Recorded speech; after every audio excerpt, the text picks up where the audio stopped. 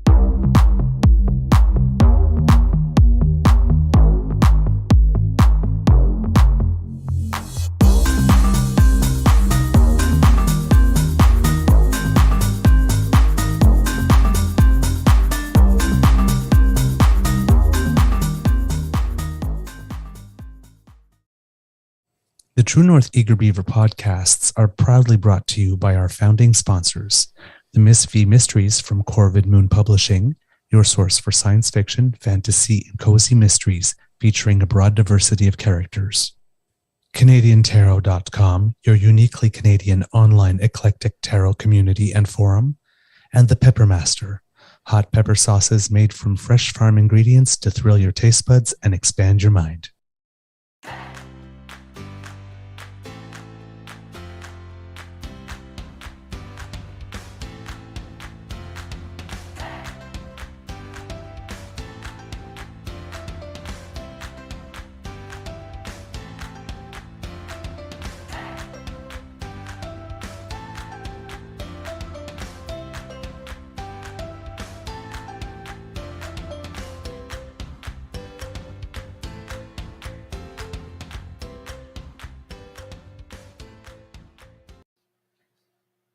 Well, good morning and hello, kids, and welcome to Season 3 and episode number, I'm going to guess 189 off the top of my head, of the Daily Beaver Morning Show here on the Crier Media Network.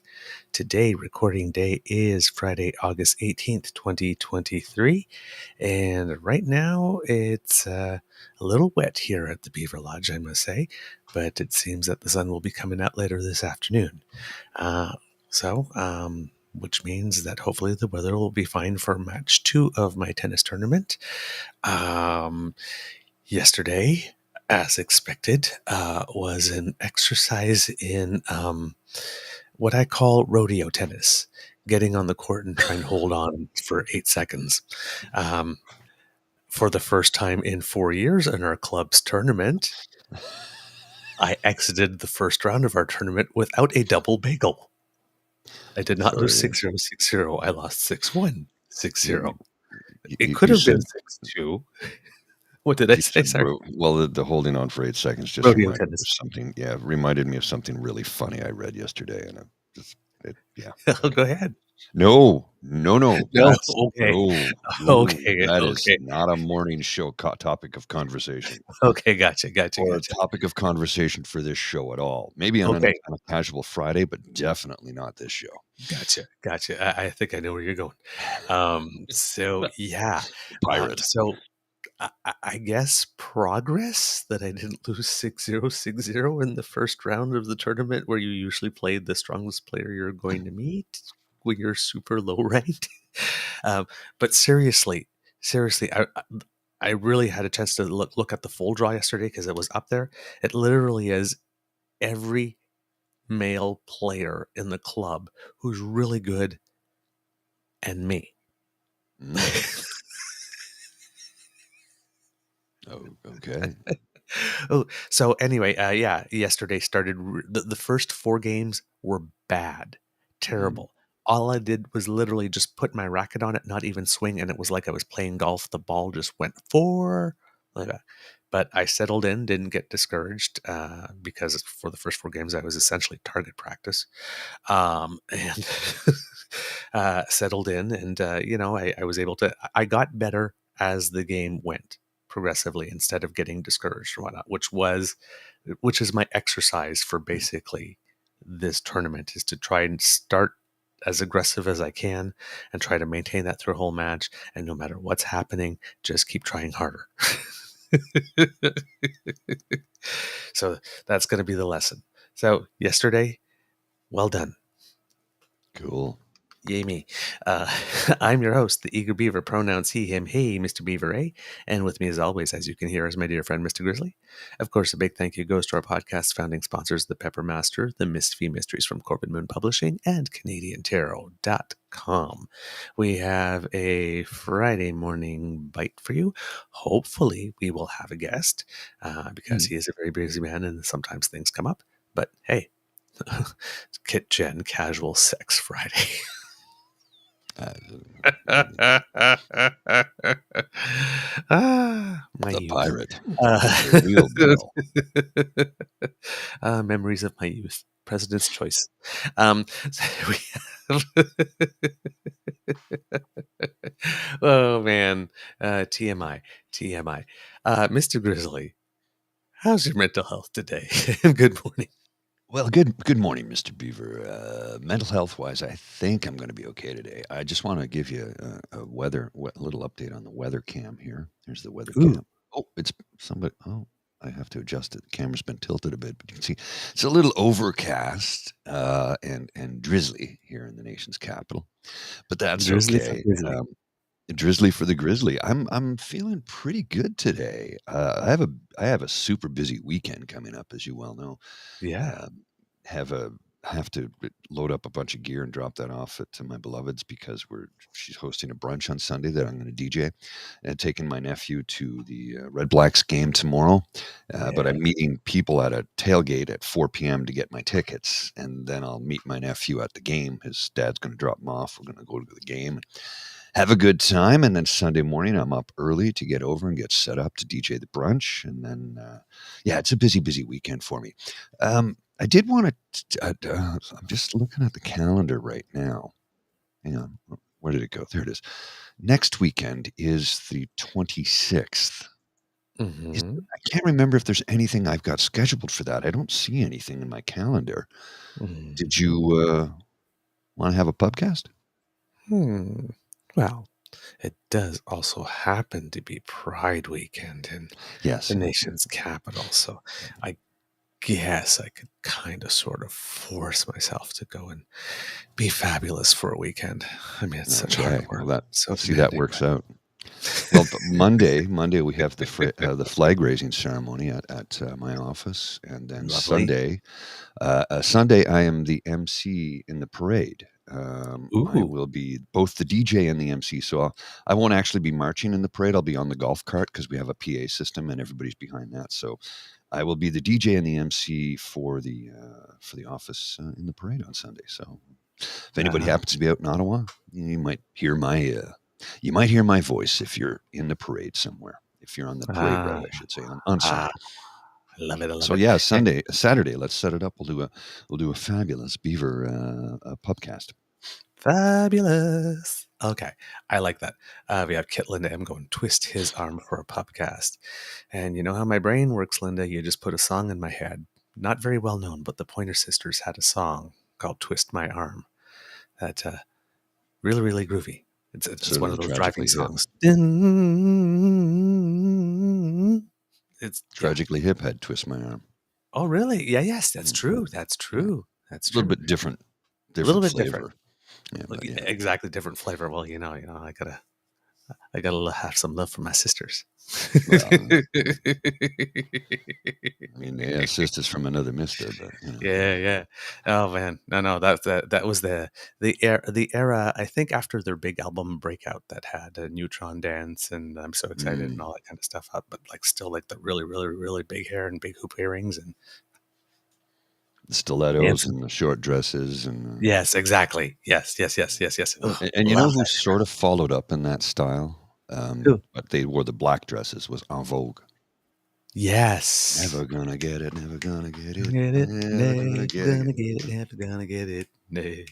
Oh, I love that. Especially the whoa. That goes back like 30 years, dude. Yeah. You know what? Jen said that some spicy beaver sauce. So you know what? I do happen to have some spicy beaver sauce here. Oh, I believe it's wow. called Lord of Misrule. Oh, well, Yes. So, that is the spicy stuff right there now, isn't yeah, it? right there. So, a little here, Mm, mm, yeah. and then a little here, right there. And then watch this moment of smoothness because spicy beaver sauce, unfortunately, not available on the list of sauces from the Pepper Master. Well, we can't have everything now. I mean, We can't where have would you put it, everything. right? See, tie everything in. Tie everything in. Got to do it. There we go. Good segue. Mr. It's a good segue. Yes.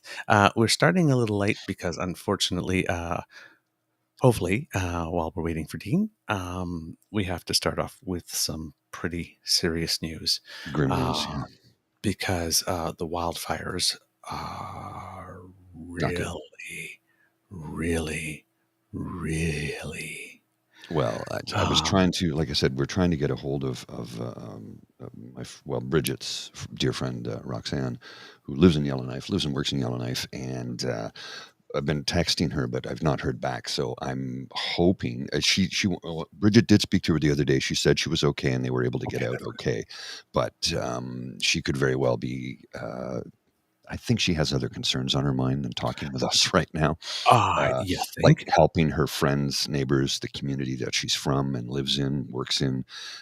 She was also probably, volunteering her time to help out in any way she can, which means taking a text message from a couple of guys in Ottawa, Ontario, I should say, because you're in K Town, but Yeah. Oh, you could say you know, Ottawa. It's my yeah, hometown. Ottawa, yeah, it's really low on the list of priorities right now, and I get it. Oh, yeah. Look, and I said, look, reply when you can. No urgency on our part. Believe me, Yes. it's a We terrible are. situation that's going on there.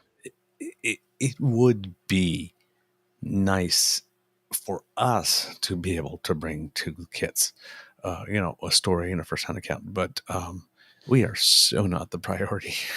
No, And no, exactly. nice, it's nice. It's exactly that.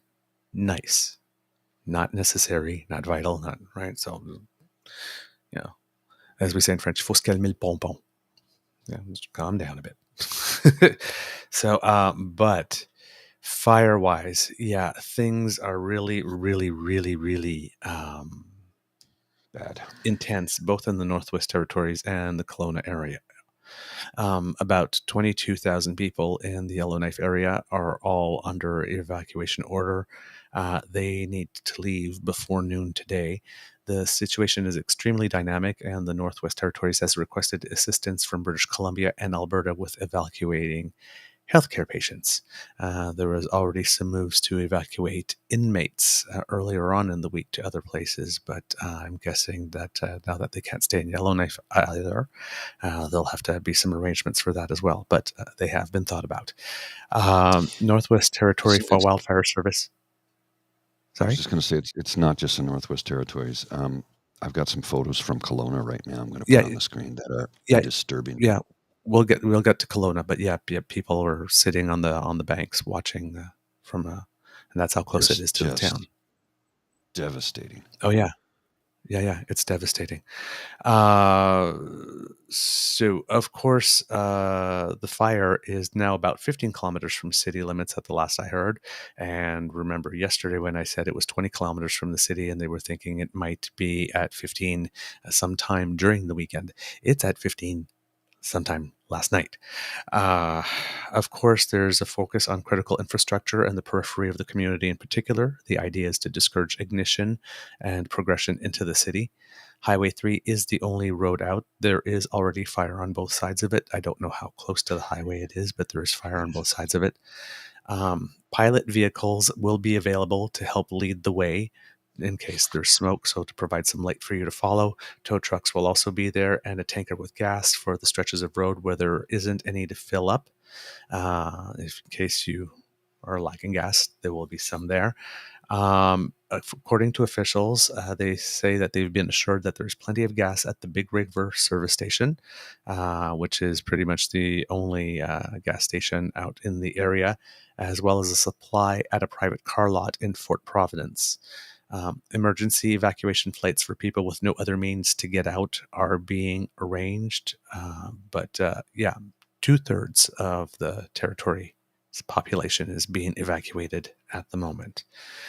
One of the things that is going on with the flights is that people noticed this yesterday, Mr. Grizzly, if you will put it up.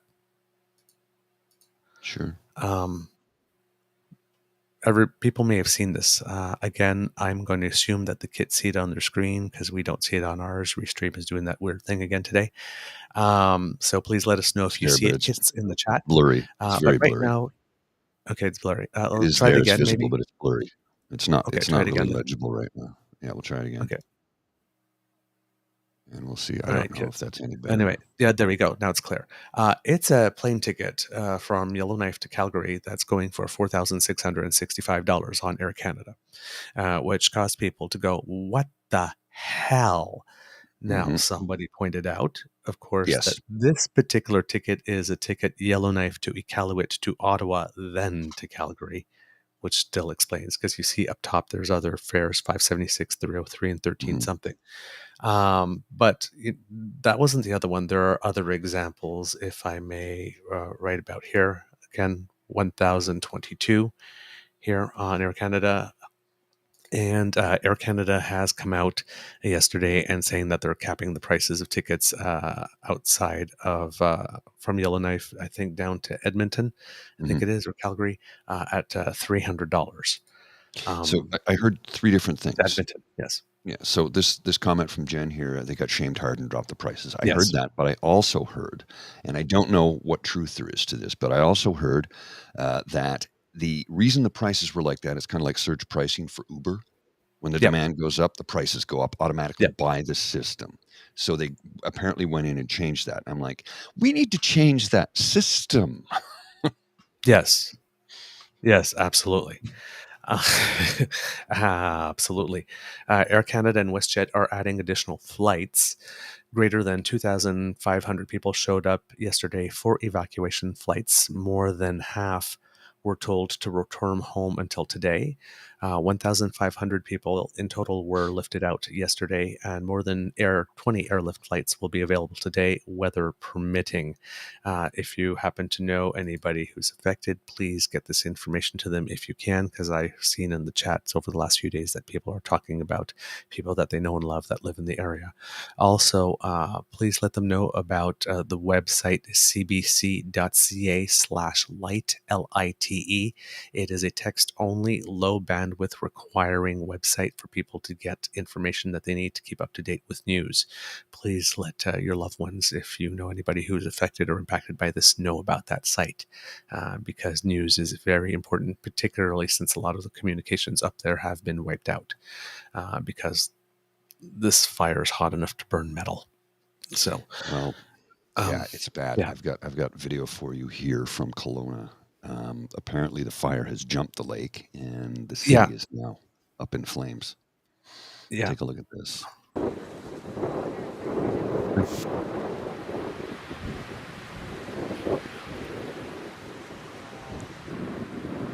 Like, it's absolutely devastating. This is wow. Yeah. Oh my God. It's bad. Dude, It's it bad. doesn't get much worse. It's bad. I have some stuff about Kelowna, but I know that Dean's also in the green room, so I don't know if Dean wants to join us for this part. Let's bring Dean on in. No? Hang on a sec. I got sound playing in my background here. Good morning. Yeah, bring me in. Bring me into the wildfire situation in Canada. Is not good. Holy moly! No. It's bad. So I'm just going to finish with the wildfire. Please, I that's why I joined. I was listening to your dulcet tones. You guys are making it. You're comforting me through this whole thing. So thank you. Appreciate it. You're welcome. The mayor of Yellowknife, Rebecca Outley, says, "We don't have a crystal ball that the highway is going to remain open forever, so encouraging folks to leave as soon as they can via the highway, and if not, then registering for a flight." The Expo Center in Edmonton is becoming the major hub of operations. They've opened a large-scale reception area stocked with cots, food, and other essentials. Towns and cities across Alberta are also opening centers. Mike Westwick of the Northwest Territory Wildfire Information Office says, when you have dry ground to start the season, like we did with almost no snow, 20 to 30% of the snow that we would expect heading into the spring, when you continue to see lack of precipitation, you know there's a problem. That's going to cause hotter, more intense fires that are much more difficult to put out. Well, the And tundra is on fire. yeah, Do you Yeah. realize how strangely bizarre that is? the fire is Nuvik- so hot that it's actually burning underground. It's burning roots Yes. underground. Well, and people were trying to leave, and there was a big lineup of traffic. Their tires were melting. Yeah. So this is hell on earth. Now in Kelowna, as you saw that fire, fanned by strong winds and temperatures in the mid-30s, evacuation orders were expanded multiple times. Members of the RCMP are going door to door to tell people to leave and to register with emergency support services. The fire chief says that the fire will be extremely visible at night. As you've just seen, people are actually on the other side of the lake and watching it because it is that spectacular, but it is dangerous. Those winds caused the fire to jump Lake Okanagan last night. And though there are cooler temperatures expected, they are expected to come with stronger winds that may shift the fire to new areas. So everybody that's on alert needs to stay on alert. More than 1,000 properties are on evacuation order and 5,500 others are on alert. The fire was burning about 10 kilometers west from Kelowna last night before it jumped Lake Okanagan to Kelowna proper. Yeah, I mean, these people are building 100-meter fire breaches, and the fires are just jumping them. Right. So Mother Nature's basically saying, hold on a second now. You can't defeat me. Yeah. I just, Pretty much. Cliff Chapman of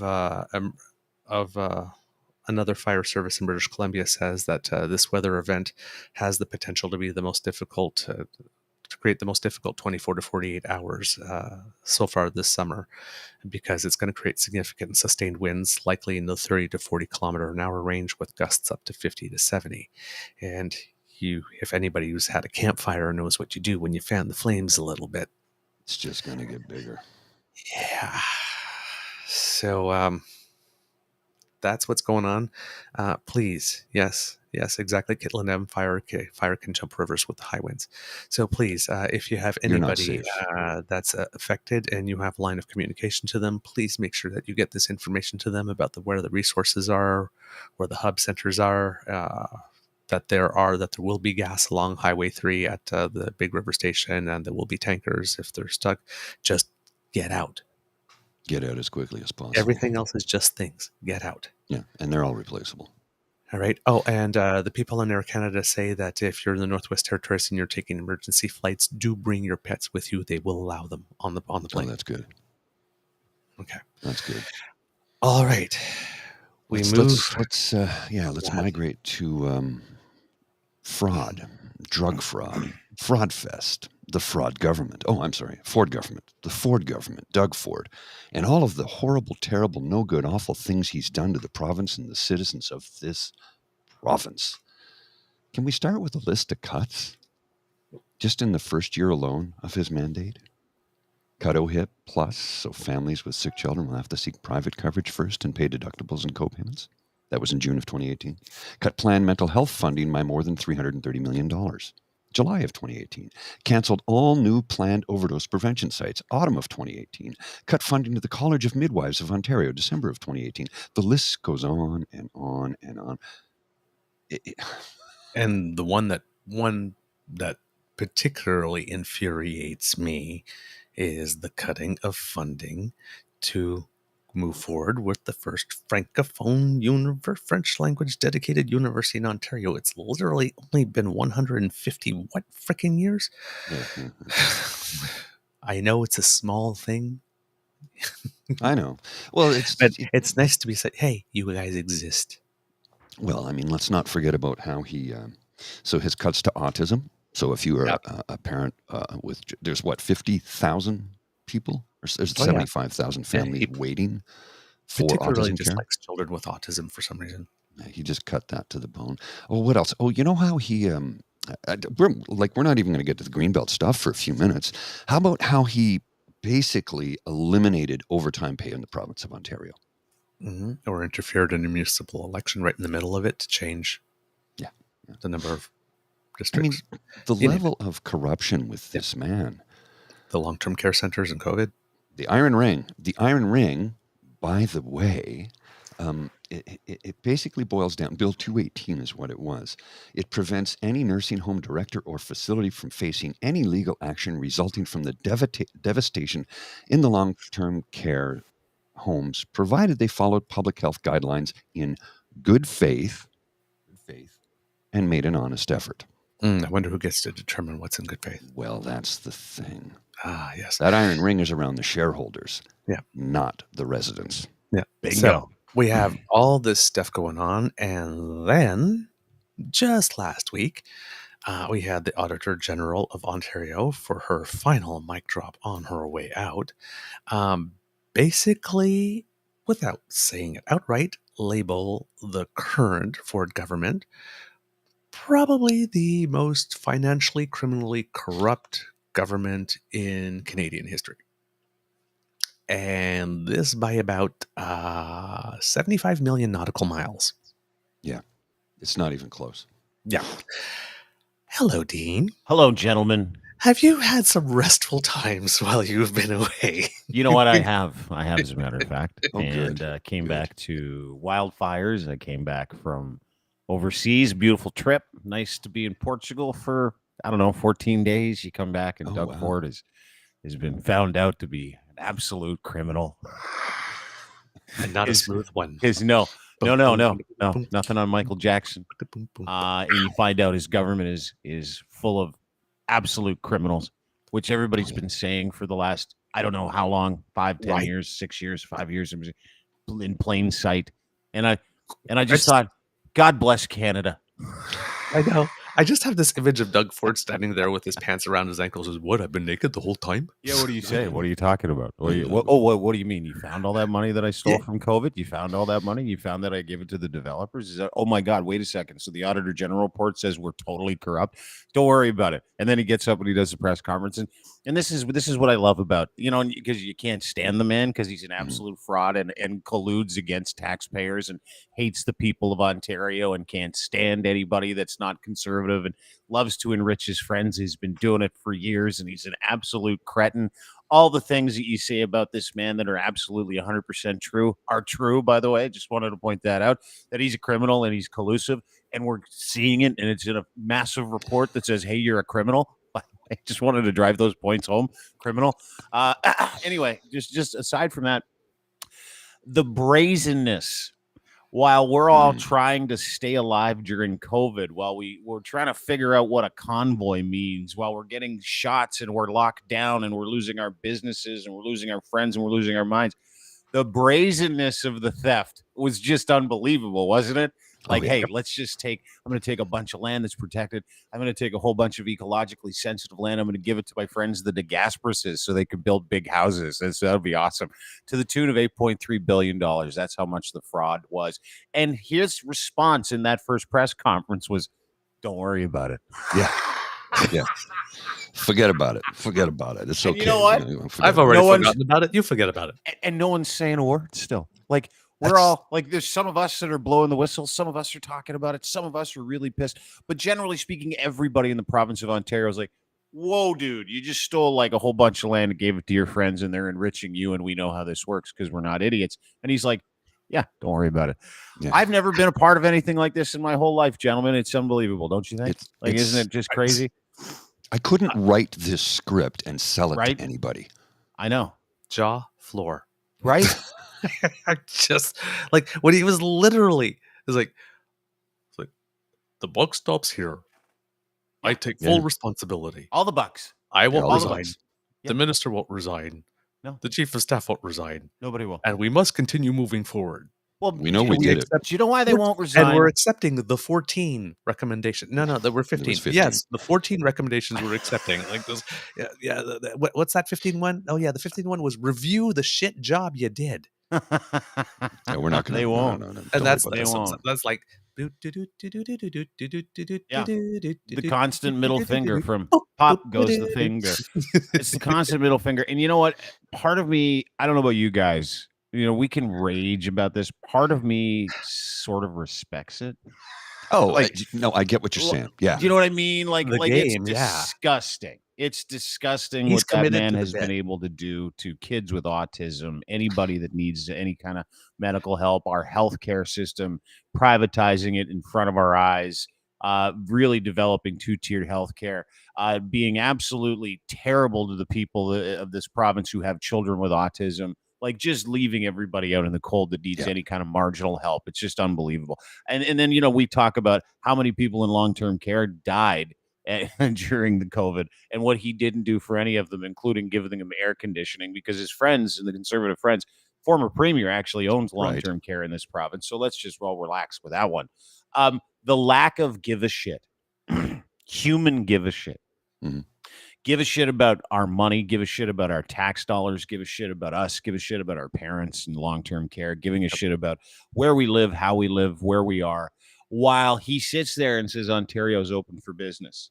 I think that's one of the things that really upsets me now, right? What upsets me isn't the fact that every political party, as long as political parties have been around, have enriched their friends, right? Oh, yeah.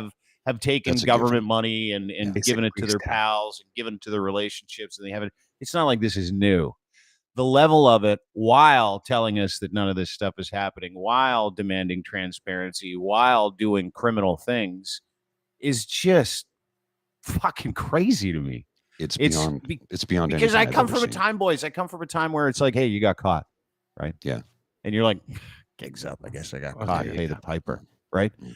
Then not only do they not say, yeah, we got caught, they deny it all happened, and and then they don't address it, and then everybody just continues to spin. And here's the issue that I have now: very few people are talking about it, specifically the press, which is in his pocket in this country, in this province.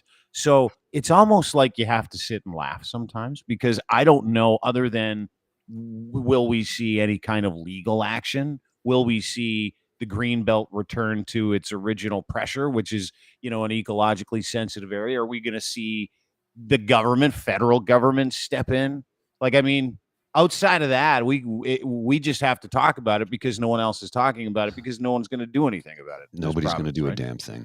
You know, you look at the blatant, in your face theft that is happening, and basically he gets asked one or two questions, no follow-ups, runs away just like Skippy does. And it's like, how is he not held to task for this? I don't know. How is this even possible under our Westminster system of parliamentary democracy? This is beyond anything I ever could have imagined. It's blatant theft. He's robbing us blind, and he's telling us it's good for us. While he, spends $450 million on a parking structure for a private for-profit spa on public lands that has a 99-year lease for a company that's less than 20 years old. Yep. Absolutely. We have some of the kits that are saying it every time he says, God bless Ontario, whatnot, makes him puke a little bit in the back of his mouth. And I'm sitting there and it's like, yeah, of course we have to God bless Ontario. Yeah. Because if you believe in that God or whatever like this, you're going to need him after what he's leaving us with by the time he's Jesus gone. Christ. He's literally the Grinch coming in and taking everything, like even the star on top of the tree. You know what's amazing to me too is the flimsy excuse that he's given, where he's pointed to Steve Clark, the housing minister's chief of staff. This, I can't remember his name. Amato, I think, is his last name. Yeah. If I'm not mistaken. Ryan Amato. Yeah. In his 30s, he's basically just a frat boy, just a frat boy who is like a friend of a friend who gets to be the chief of staff to Steve Clark. That's how these things work. And they point to him as like, it's that guy's fault. It's like it was him. It was him. Was Guy's him, like yeah. 32. So he just quits. Like just the other day, just is like he quits, and then they wipe him off the face of the earth. No one knows where this guy is. And it's like it was just him. Don't worry about it. We'll make sure we get oversight better next time. Is that you mean you think like Steve Clark's buddy's kid was responsible for giving out $8.3 billion totally. in land to like very specifically very strategic construction mob families in this country? Really? Mhm. You think the 30-year-old dude who literally just walked out of a frat party knew how to package up parcels of land, environmentally protected land, specifically to very huge PC donors? That's amazing. That's awesome. Oh, it's an accident. And do we also, at the point that I keep on making, do we really, really think that this issue, which clearly was so important to him that he mentioned it before he was going to run, and then people heard it and then lost their minds and said, "Hey, I'm not going to do anything," and then he waited the entire end of his whole first term, and then came back and snuck it in the second. So clearly this is important to him because he never did actually let it go, even though he told us it was all over. Yeah. He came back to it. Yes. And so this thing that's really, really important, he gives it to a 32-year-old, and neither he nor the minister ever look into it at any point in the process ever again, even though only 5 months was given for the entire process and only 3 weeks was given to assess the land packages. Hey, it happens. Yeah. Forget about it. Yeah, You Dean, I think I'm getting a case of political hepatitis. My legs are getting yellow. You know My damn legs, well my legs are Poor getting guy. jaundiced. he's Boys, not it come up happens. with any of this on his own. No. None of this is his doing. He's not There's- smart enough. There's some trickle down happening. Yeah.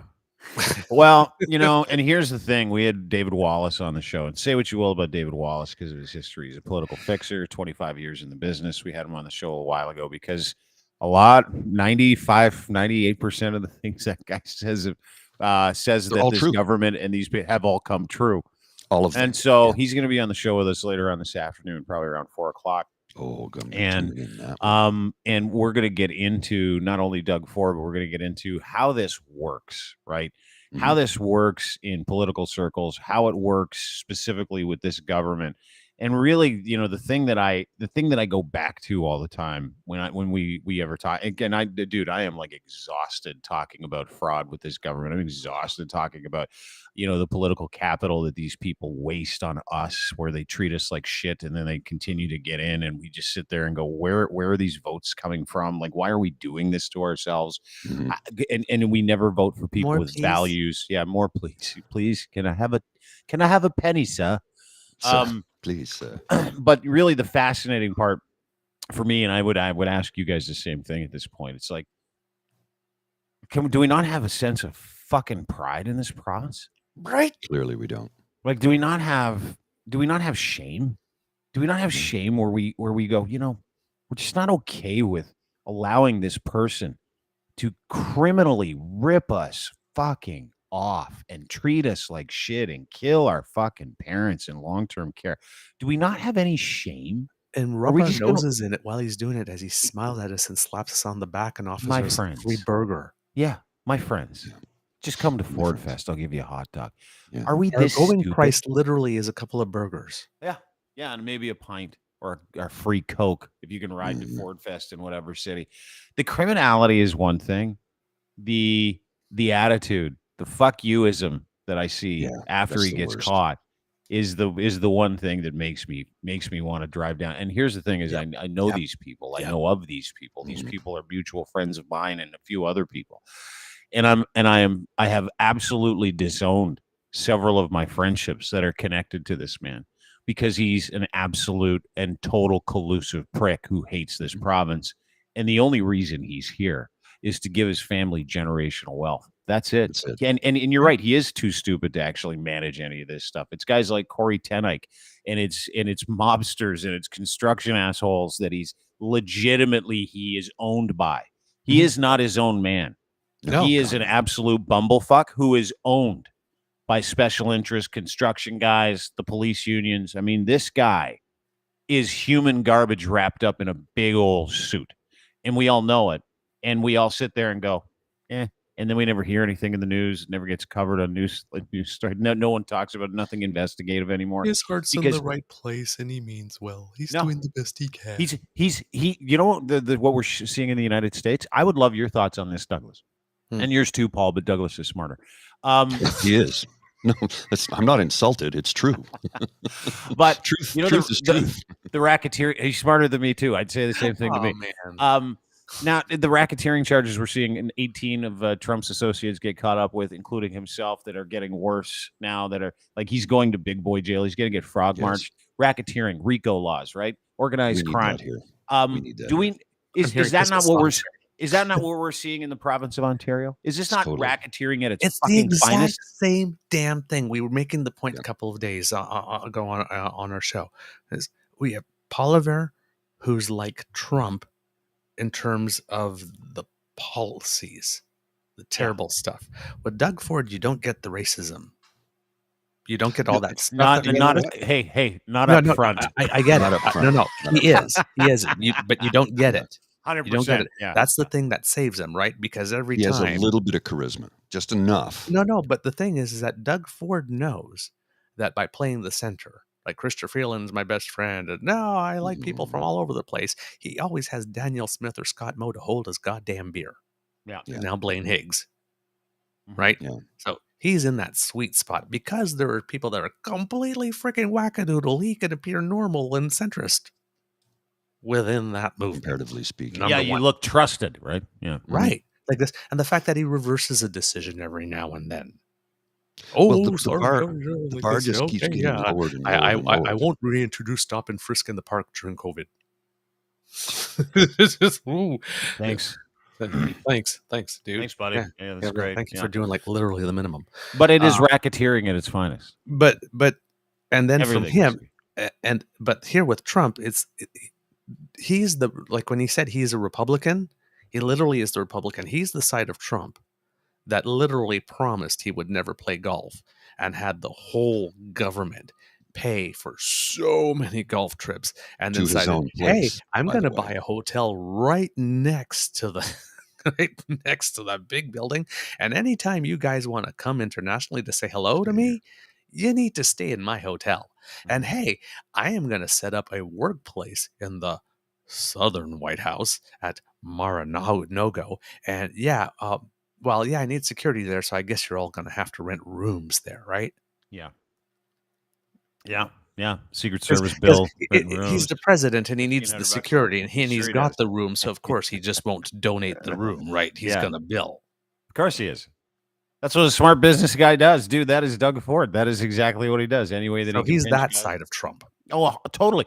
And you know what? You bring up a good point. And the words, the language, the sounding like the bumbling type thing. Yeah, like you got to trust me, guys. Like everybody, you got to trust me, guys. Like this, but I can't believe. But whereas Trump is, he's always the victim. Doug Ford is, I'm always here for the people. He's got a little bit of Evita. I go back to a word that's easily used when someone says the word "prove it." Right? It's like, just prove it. Okay, receipts. Words are not works in the world that I live in. And I don't know about you guys, but the quality of character is directly indicated by the works of that character, right? Mm-hmm. That character's works are in stark contrast to all of his fucking words, okay? I love nurses. He said that about 10 minutes after having him beat out in front of one of his debates last year, if you remember that. Beaten. Nurses beaten for protesting against him. Everybody's allowed to come to my rallies. Kareem Assad, who works for us, you watched her get arrested at one of them because he wouldn't allow her in because she wrote a cartoon about him once. And then she fought it and she won. And she fought it and she won because he's a collusive prick who hates people. And everything he does is a lie. He's a perception. He's not even a fucking premier. He's just a fucking idea. So then on top of it, those are works. And his security detail. Yeah. His security detail. His private security detail from the OPP. Yeah. Instead of having revolving officers, he hand-selected who they are. Same group. Mm-hmm. Yeah, because those guys won't talk. They won't talk about what they see on the plane, the OPP plane that he gets to take. Exactly. They won't talk about what happens on the premier's desk at night with the ladies from Cachet Escorts. Won't talk about any of those things. We needed a team that would be loyal. Yeah. Who else talks about loyal all the Donald time? That Trump. would be Trump. Yeah, Donald That would Trump. be Trump. But it's How about his fucking burner phones? How about his burner Yeah. phones? That's the latest. Government. Yeah, his old they're like, BlackBerry.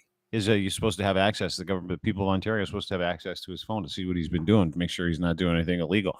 He's like, hey, by the way, no one gets access to that phone. I've got a whole bunch of burner phones, so just shut the fuck up. That was this last week. I mean, those are works, right? That's what we see. Those are things that we know. Those are receipts. And those receipts, after we get them somehow in this province of Ontario, we're like, don't worry about it. It's unbelievable to me. It's unbelievable how apathetic we've become in this province. And again, I go back to the word shame. But every single work that we see, whether he's stealing from land from us to give to his construction buddies, whether he's stealing COVID money that was supposed to keep us healthy to give to his construction buddies, it's always around the construction buddies. Whether he's using taxpayer airplanes to get to and from campaign events, whether he's telling us something that isn't true, whether his daughter is in the convoy and he tells us that his family is a tremendous family that wants great things for this beautiful country and province that we live in, which is all a lie because they're all fucking weirdo anti-vaxxers. Like, everything this man does and says is a lie, and it is proven out by all of the works and everything that he does. And we're sitting here going, whatever. 20% of us will vote, and that'll be that. That is sad to me this morning, boys. Sad. Every time he opens his mouth lately with folks, I'm doing it for you, the people. It reminds me of this. And we give it back to you, the people. That's literally. That's it. Except he does it with the sunshiny voice. Mm-hmm. And we give it back to you, Yes, the people. That's true. It's He's literally the same damn message. Yeah. Wild, isn't it? Message. We made the comment on the show that, the guy doesn't look like he's doing a lot, but he's actually really, really, really busy. He's doing a lot, so, developers and, keeping surpluses aside and then diverting them entirely to building highways nobody asks for, and then bringing in for-profit healthcare, and then low-quality long-term care centers, and strong mayors. And when he's on he's on the phone 24/7. I have no doubt he's very busy finding new and innovative ways to screw us over. And it's like, and again, I say, with whom is he on the phone that much? And what's he doing with that other hand that he's got him on speaker? I am sorry, because according to the AG, again, running the most financially, criminally corrupt government in Canadian history, potentially, he's a very, very, very, very, very busy man. He's that guy in the office that walks around with a clipboard very fast, just checking things off, looking very, very, very, very busy. Yeah. And Fast walking. He probably does that in the office walking. quite a bit. You know, that dude in the office that like fast walks all the time just to look like he's busy when really he's just like fast walking to the bathroom and then fast walking back to his office so he can get on his phone and play Tetris again. Like those guys. He's one of those guys. Yeah, Yes. yeah. And while he's fast walking, other people are out there scooping contracts and money, and he's giving government money to his friends for sole source contracts, which has been happening this whole time. And he's working really hard with the mob to try to figure out how to get more of your tax money into their hands, maybe for a hospital that we don't need, or $3 million homes for like some immigrants that are coming over with $80 in their pocket. It's truly a magical place, this Ontario, gentlemen. It really, really is. Well, like I heard on your show from David Wallace, when he said Doug Ford says Ontario is open for business. I think that's another way that he's like Trump. Anytime he says Ontario, replace the word Ontario with Doug Ford. Because Trump, every time he says America, right? This is a terrible day for America. No, it's a terrible day for you. Yeah.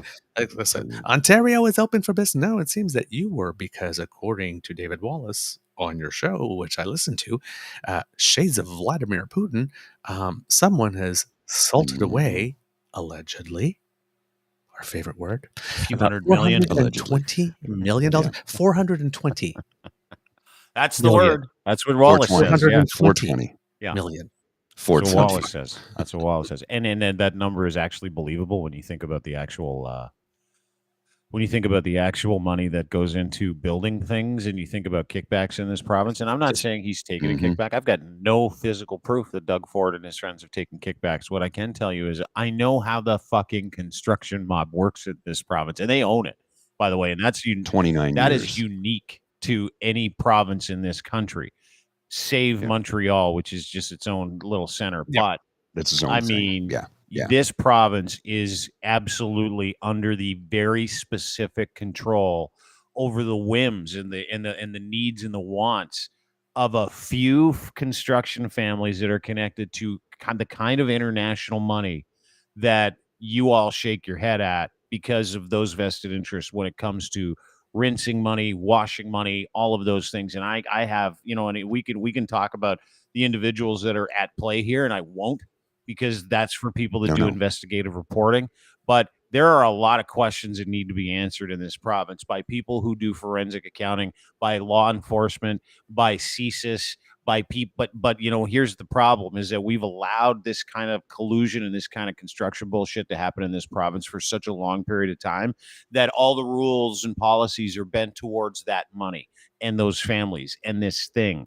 And so Doug Ford is actually, like, he's a bumblefuck, but he's no idiot when it comes to being able to play every side to his financial advantage, which he does, right? He makes nice with a couple of liberals. He makes nice with a couple of people that might have vested interest in the same money he's got vested interest in government federally. And then he works towards those ends. And those ends always have some kind of financial compensation for him, his friends, his relationship, or his family. Always, never fails. Take it to the bank. And Douglas, you're right. That's what open for business meant. It's a dog whistle to everybody's like, hey, guys, I love money. I'm a big money guy. I want all the money and all the influence. And so he opens up healthcare and privatizes that. And we're all sitting here going, I guess, why not? Right? Just allow it, because we can do nothing about it. Nothing. I said it the other day, how he started with, first he's going to destroy the working class. First thing he did was froze the minimum wage increase that the Wynne government had voted in. That's the first thing one of the first things he did when he got elected, right? Freeze the minimum wage. Then he eliminates overtime pay. So the way the system works now is you do not have to have an agreement between the employer and the employee to make them work overtime. And then he averaged it out over the course of a month. So in a 4-week period, if the first week you work 50 hours, the second week you work 20 hours, the third week you work 60 hours, and the fourth week you work 20 hours, you're only averaging out to under 40 hours a week over the course of the month. You get no overtime pay. And there's no agreement in place for that. So there's two things right there. So freeze the minimum wage, eliminate overtime pay. Then what does he do?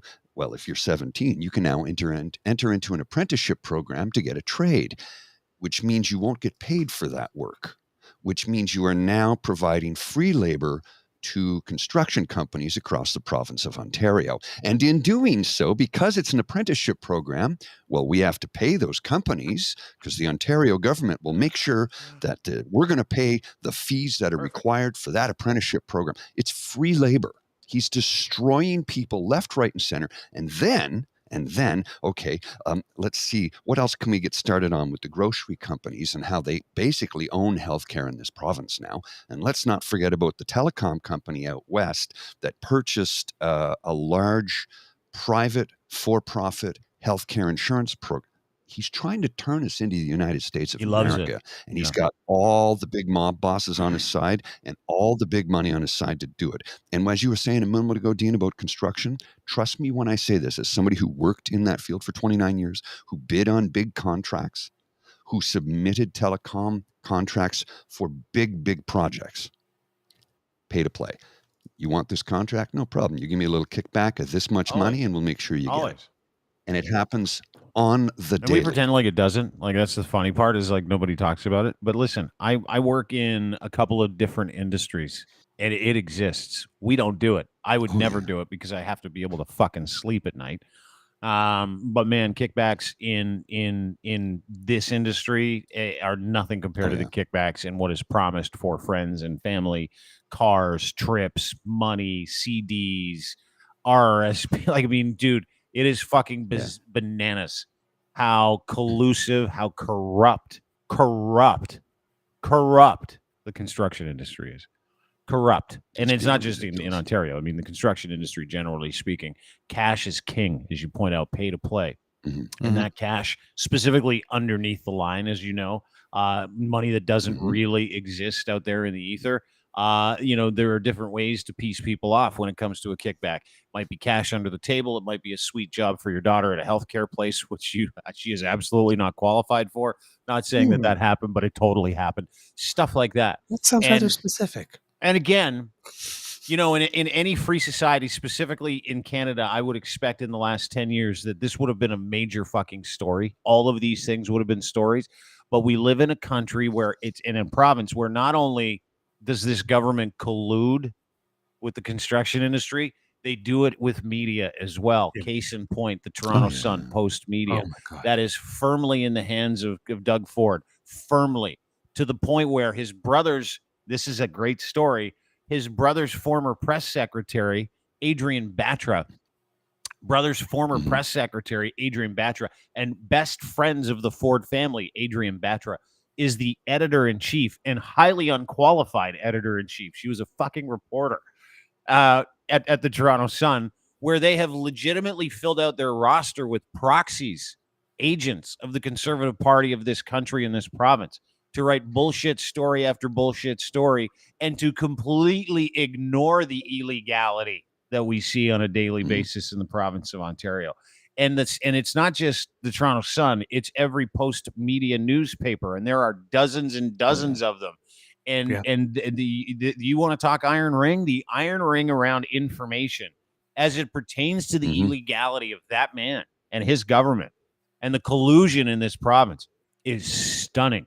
Like the engagement we have seen on content when it comes to this, because nobody's writing about it in any real earnest way, has been through the roof, because people are like, oh yeah, well, finally getting some information here, and it's all apparently true, so give me more information. It's like they need it. It's like a sieve. People want that information. So we have a major media problem when it comes to the collusion in this province as well. Not just this province, but this country. We're the only honest people. That's all I'm saying, Douglas. Listen to us every day, all day. That's all you need. We'll tell you the truth. Now, this thing that you... Well, that's one of the things I say to people is we're not reporters. We're not journalists. We're not writers. We're just concerned citizens who were tired of getting fed piles of bullshit every day and had to say something about it. And guess what? We're at a time and place in history where we can do exactly what we're doing right here, right now, without having to spend $1 million to build a studio. Yep. We can enlighten as many people as possible by getting online and telling the truth. And sometimes we don't like what the truth is, but we're still going to tell you it. Well, we're still going to tell it to you. Well, see, that's the thing that we say. And I mean, we've made the point a lot over the last few weeks. It's like, whether you love watch us or you hate watching us, you might not like what we're going to say, but we respect you enough to not lie to you. We're not going to lie. No, and that's the part where it gets me, right? It's the, the smiling at us, the rubbing our noses in it, the lying to us. And the lies are not good. We don't have to work really hard to take them apart. And if your lie is not going to be good, it should at least be freaking entertaining. And it's not that either. No. So you're lying to us. You're insulting our intelligence. You're not even putting any time or effort in it to try to make it good or creative. Like, literally all I hear is F you.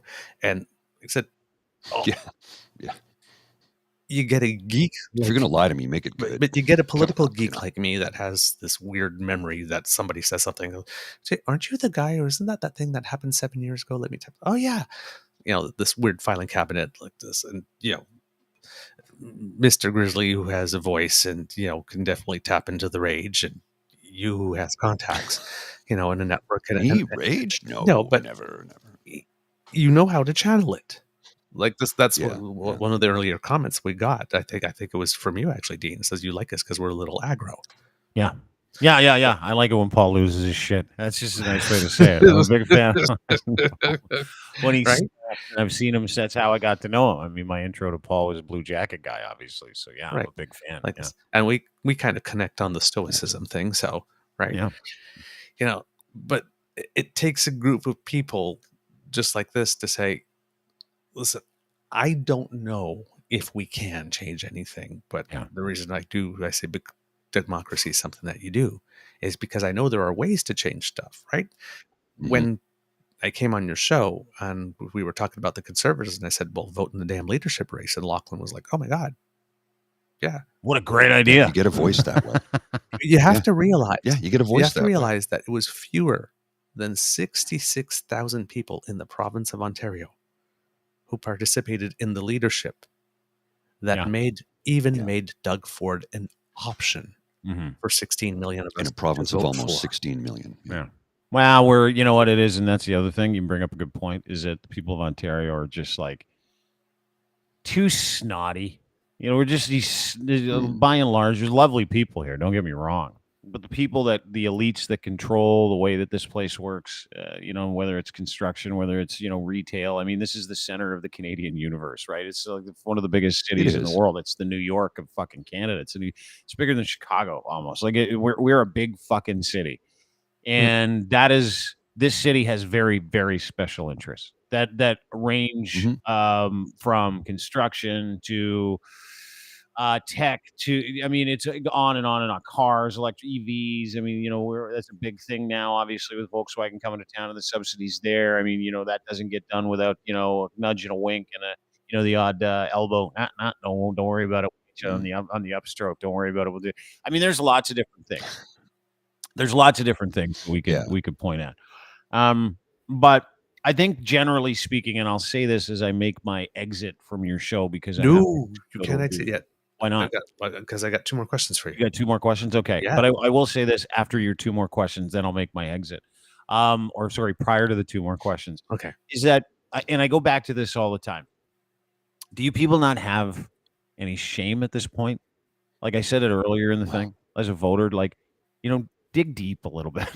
Dig deep and vote for values in the next election in this province of Ontario. Super simple, values and virtues, not colors, not ideologies, because this ideology just ripped you off to the tune of about $20 billion. He just stole a whole bunch of land.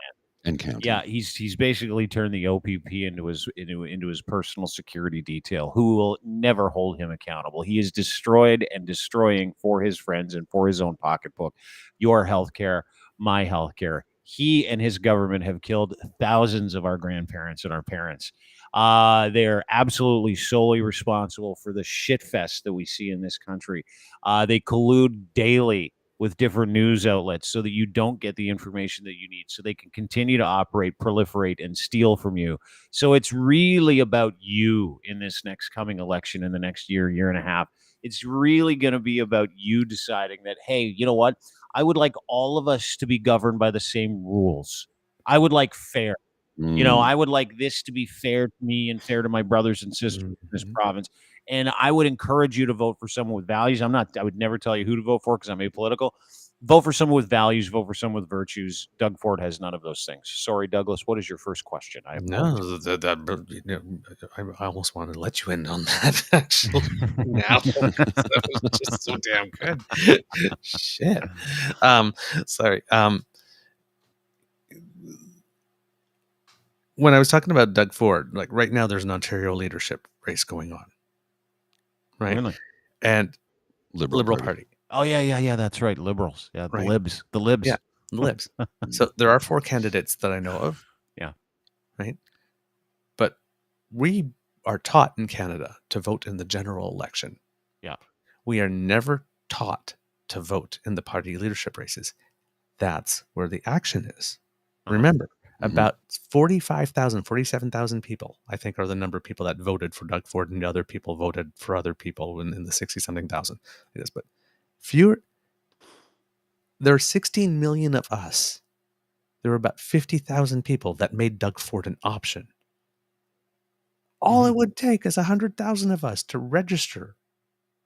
100,000 Ontarians register to vote in a party leadership race. And we could have stopped that then. As soon as he registered, we said, oh, no, not that motherfucker. And 100,000 of us could have just bought memberships and voted and it was a block against him and prevented this shit from happening. This is why they don't teach us the civics. Yeah. They don't teach the civics. So right now we have 4 candidates. If you're living in Ontario, we have 4 candidates. If you get Dave today, because I've been trying to get him here and we have not been able to get schedules. Wallace? Yeah, Wallace. The question I want to ask him, I was like, of the 4 that are there, who do we not vote for Yeah. as leader? Of Who the do we Liberal not Party? vote If you question. want to stop this, he's been in the game. I'm Yeah. sure he's heard of the He four. would I'm sure know. he's seen of the four. Who do we, as citizens, buy we don't even have to buy membership. We're free. Sign up for membership and make sure it doesn't win. If Bonnie we want this Crombie. kind of shit Bonnie to Crombie. stop. She's a Ford acolyte. She's pretending to be a liberal. Yeah. Don't vote for Bonnie Don't vote Crombie. for her. Nate Erskine Smith. Do you know Nate? Yep. Do you know Nate? I know Nate. I refused to about 2 years ago. I'm like, fuck, no more politicians on this show just because of the lies. Everybody lies. Nate's the only guy I've never caught in a lie. Like legitimately, Nate's the only dude that's never lied to me in the middle of an interview that I've ever interviewed who was a politician. And I like Nate. Nate puts his money where his mouth is. Nate's an honest broker. He is a good human being who loves his family and likes this province and knows that there's something wrong. He has a moral compass, one of those things, which this government and anybody in Doug Ford's government does not own. They do not own a moral compass. No, they threw that out a long And time so ago. if you want my advice, which I would never give you, but based on, and I, by the way, have not said a word about political leaning, ideology, stripes, or narratives or talking points. Nate is a good man full of value and virtue that I have experienced real life. Like I've actually shook the man's hand. I've sat with him. I've talked to him. I've had him on the show a bunch of times before we canceled all politicians coming on the show. Send them my way. By the way, I will. I'm happy to. Nate is a good man, and that is what we need. We need good men and women. We need good human beings who look past their bias, who look past their government policies, who look past and look at the people that they actually represent and serve, people with values and virtues. And I go back to that all the time. But yeah, who you don't vote for? Bonnie Crombie. There's your super fucking easy answer. She's like a Doug Ford acolyte. She's like, I'm a liberal. Yeah. She ain't. No, you're not. No, you're not. She's about as liberal as Dalton McGuinty was. Yeah. He wasn't liberal. No. He was barely progressive conservative. Yeah. He was liberal in name only. Literally. Looking That forward to progressive health tax. Yeah. Biggest tax. Remember when we used to be able to go to the optometrist and not pay $120 to get our eyes tested? Yeah, that was pre-Dalton McGuinty. All right. The second question. Strictly business, this one. Talk to me. All right. We've gone Crier. Yeah. You've not been doing your show daily for the last little while. No. Because it's been sporadic. Yeah. Charles Adler has joined us. Yes. And you spent some time in Las Vegas and you're spending a lot of time in Portugal. Yeah. And you don't yet have a 10. No. I understand that. I'm bronze. But I'm bronze now. But I digress on that. Yeah. But we need to talk. All right. I got you. What do you need? What's going on here with Crier? What's happening? Where's the future? I would like to have had this conversation off the air, but I'll do it on the air too. I'm happy to do it. We're just busy. The kids want to know. The kids want to know. Yeah. What's going on? No, happy. We're just busy. It is. I think because we do a multitude of things. Like I know I'm a podcast host. That's one of the things I do. I know I'm a media guy. Like I'm part of a media company, a Crier Media. That's another thing I do. Part of another company called Clancy World Incorporated, Clancy World International, which is a digital collectible company that we've been working with over the past couple of months, which has been fascinating because it's come with some incredible opportunities to meet some incredible people who benefit from the technology at Clancy World, which is bulletproof, incredible technology where people can actually own moments from games that they've been at. They can watch games where they don't need to be there. They can work with partners, frictionless partners. It's a fan engagement tool. It's a membership tool, but it's all involved in technology and what used to be called NFTs, which are now called digital collectibles, because as we all know, NFTs are somewhat of a joke. And when you own an NFT company and you walk into a building and you're like, hey, by the way, it's a joke, but this is what you need to do with it. Everybody's like refreshed and they go, oh, thank you for telling us the truth finally, which is what we do. So we're really into fan engagement, and we're working with a fan engagement company at Clancy World to help different companies, different businesses and brands be able to engage better with their fans, have instant access to e-commerce, tickets, exclusive activations, stuff like that. So one of the clients is Benfica. Benfica, of course, is located in Lisbon, and I've had the dubious, unfortunate opportunity to spend about a month collectively there over the past couple of months. It's been tough, boys. It's been tough. But it's been this things you do beautiful, eye-opening experience where, you go to a different country and you see how they do things and you come back to Canada and you're like, man, we're all in each other's shit over here too. That's Yep. the other thing I got from it. Is like you travel to the United States, Vegas, same thing with Clancy World. We've been doing some work with some folks down in Vegas which I can't talk about because we've all signed these beautiful agreements which say, hey, can't talk about it until we make the announcement. But same thing, fan engagement for people in very specific niche sports. So long story short, you get out of the country, right? And you're like, man, in Canada, you're here. I don't want to say boiled frogs, but every country's got its boiled frog issues, right? Where you leave the country and you're like, I don't like certain things about where I live, right? Yep. And specifically, I noticed that in the United States and Portugal. Now, we can look through the lens of news and we could see the United States being this hot mess, which it is politically. You know, we're watching Donald Trump go to jail, which is beautiful, and I laugh, and it's awesome. But it's a mess. And I mean, we do business with people in the States who are like, yeah, it's a fucking mess down here. Like one of the people we work with fired her dog walker because she was a Trump fan. And I'm like, that's hardcore. You guys are hardcore down You're not messing around. Jeez. Yeah. Like, are you going to influence the dog No, somehow? and she's like, I just No don't doubt. trust anybody that would vote for Donald Trump with my dog. And I'm like, that's No. actually not a bad thing at all. I kind of get it. Yeah. No dog in this house is voting GOP, especially Yeah. after Mitt Romney. So anyway, long story short, we've been working, right, and producing content on behalf of some clients that we work with at Clancy World, and that is part of obviously Crier Media. And in the coming days and weeks, I would say weeks, not too far away, making some very specific announcements and some launches and a couple of things to change. But effectively, the business of business, right? And I think over the past couple of years, I've realized that I enjoy business. I enjoy it almost as much as the spoken word or the content. And listen, I love podcasting. It's awesome. But it's always going to be there. Right. And we're going to relaunch our podcast with a couple versions of my podcast coming up in the next few weeks as well. With an increased focus, we brought on some other people to grow and expand the Crier brand, not just in Canada, but we're going to be launching and expanding into a couple of other countries in the next little while. So, growth, right? You can't stay in the same place. You got to go and fish where the fish are, as they say. So I've really appreciated going to a couple of different countries to see how they do business there, because actually, I will say this: Canada is a terrible place to do business. Canada is an awful place to do media business. Like It's very difficult. media in this country is so tight and only owned by, and as well as all the other revenue opportunities are owned by traditional media outlets that don't like to share, don't like to play nice, like to shut different people out. So it's just really difficult to do business in Canada. And we know that it's super easy to do business in other countries where they're like, yeah, let's try shit. And it works because we know what we're doing in certain capacities where other people don't. So, that's the goal. The goal is expansion. The goal is growth. And the goal is to work with other people and have incredible life experiences, which is what we've been doing over the past little while. I hope that's answered your question, Douglas. All right. Yes, no? I'm satisfied. Well, and I can completely agree with everything you say, Dean. And I've traveled the world extensively, and I can tell you that we have a beautiful country here, and there's a lot of amazing things. And we do a lot of things really well, but there's a lot of things we really got to learn how to do better. And we can go to other places around the world and take those examples and learn from them and make it better here. As you said, it's difficult to do business in this country. As somebody who owned a company for a long time, I know it's not easy. No. There are a lot of roadblocks set up because as a nation, we are risk averse. Whereas in the United States of America, you go down there and go, I got this great idea and $20. Here's $5 million. Make it happen. Whoa. Yeah. I'll give you an example. A friend of mine, when he bought a company, a telecom company, a bunch of years ago, and he needed to outfit all his new trucks. And I talked about this once before. And he went to the bank. He went to the bank that his family, his entire family, all 8 brothers and sisters, they all banked with, his parents banked with for, their entire lives.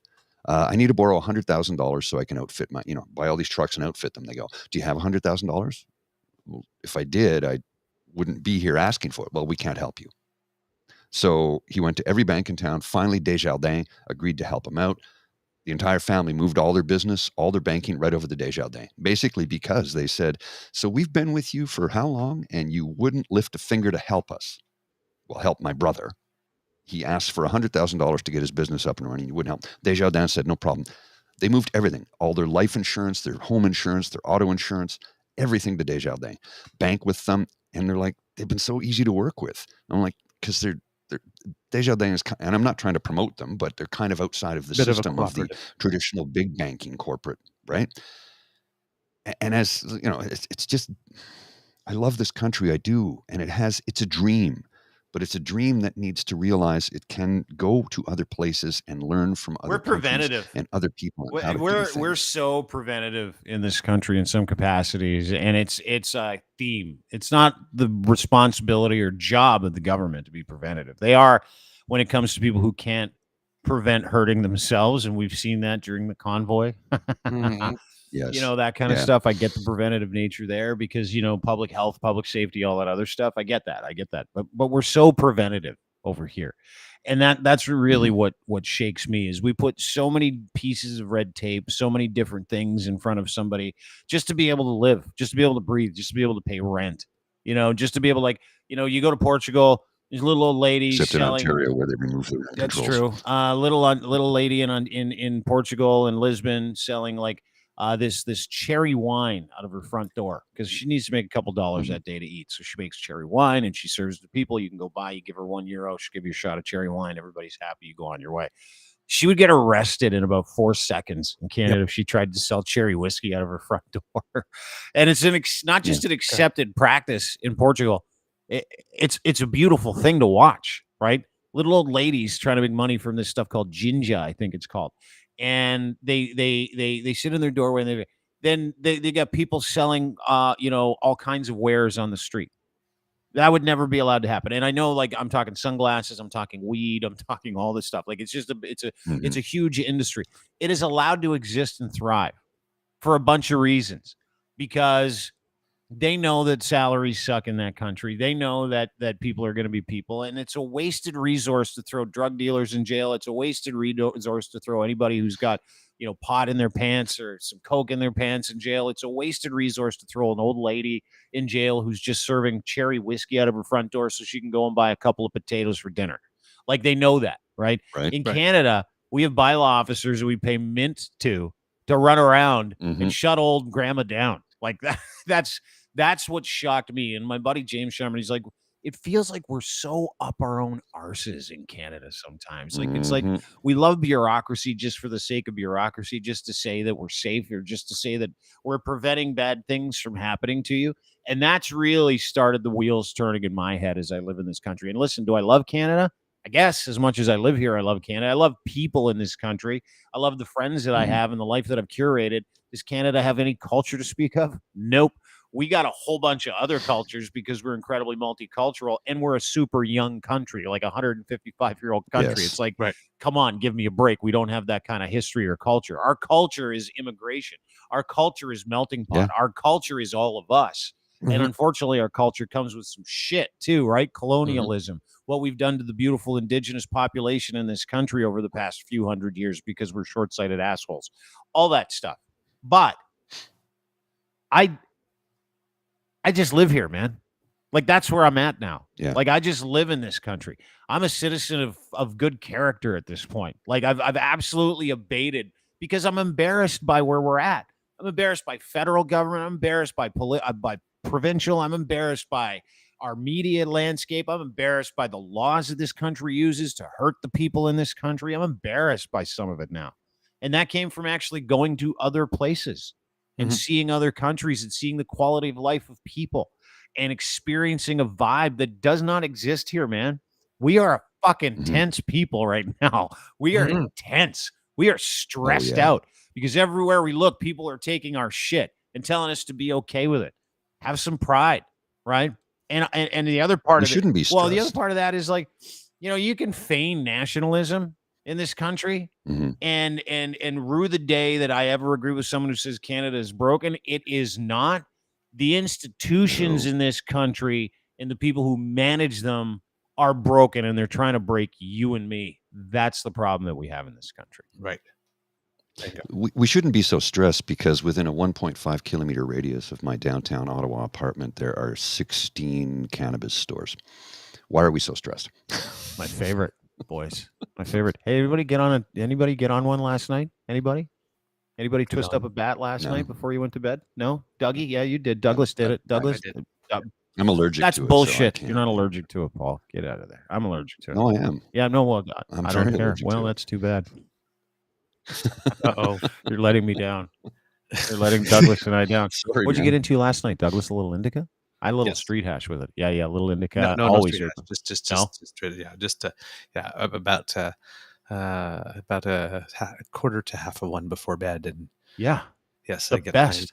Did you double up with the melatonin last night? It's my secret sauce, by the way. No, because I have to Oh. get up at 7. Dude, I I was have up to get at up for 7. 7. Yeah, I know. So I was here. no. Oh, yeah, because you Weekends. get the Google eyes the day after you Weekends. have a melatonin where you're like, Yeah. "Oh." Yeah. Weekends. Melatonin's for weekends.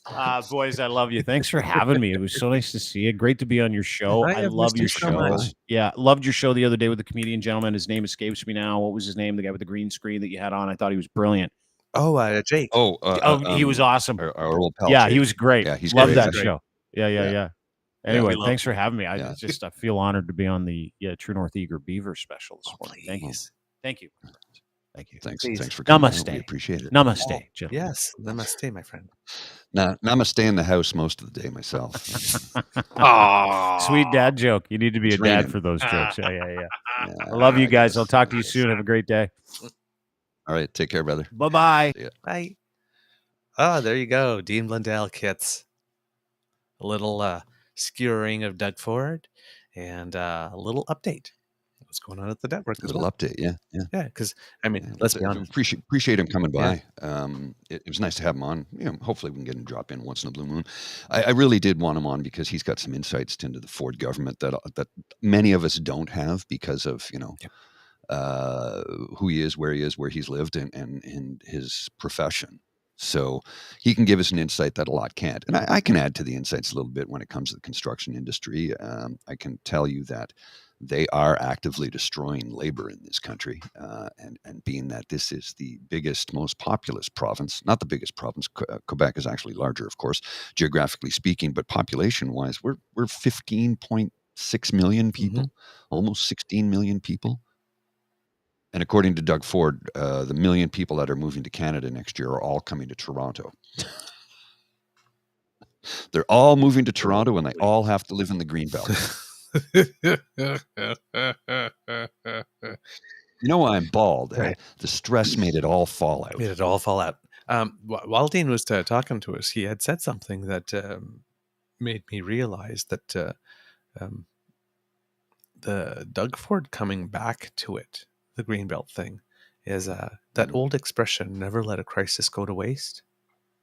Mhm. So while all of us were just trying to stay alive and reintegrate into society and get back to our regularly scheduled lives as COVID was popping out, that's when he figured he would slip this one in. Oh, yeah. Yeah. Hey, nobody's looking now. Nobody's looking. I got it. Not It's my been chance. 2-3 years since we last talked about it and whatnot. So let's do this really quickly. Well, Look over here. not Look over here, over there. Just look over there. Pay attention over there. Keep your eyes over there. Okay. And don't look here while I pull the wallet out of your back pocket and take all your money. But the thieving. But my wallet was just here a couple of minutes. No. You didn't. No, you left the house without it. That happens all the time. Oh, I'm such a silly. When you get home, I'm sure you'll find it. I'm such a silly dilly. You're so right. Vote for me and I'll set you free. God. Free from labor laws, free from gainful employment, free from able to keep a roof over your head, because if you live in a building that was built after, 96 or 98 or whatever it is, you have no rent control. We can rent evict you at any given time and there's nothing you can say or do about it. You don't get paid overtime anymore in this province. That we've eliminated that. The province of Ontario no longer oversees qualifications for people who work on construction sites. How convenient. And now he has a free labor force that, it's free for the employer, who will get paid from you and I via our taxes in this province.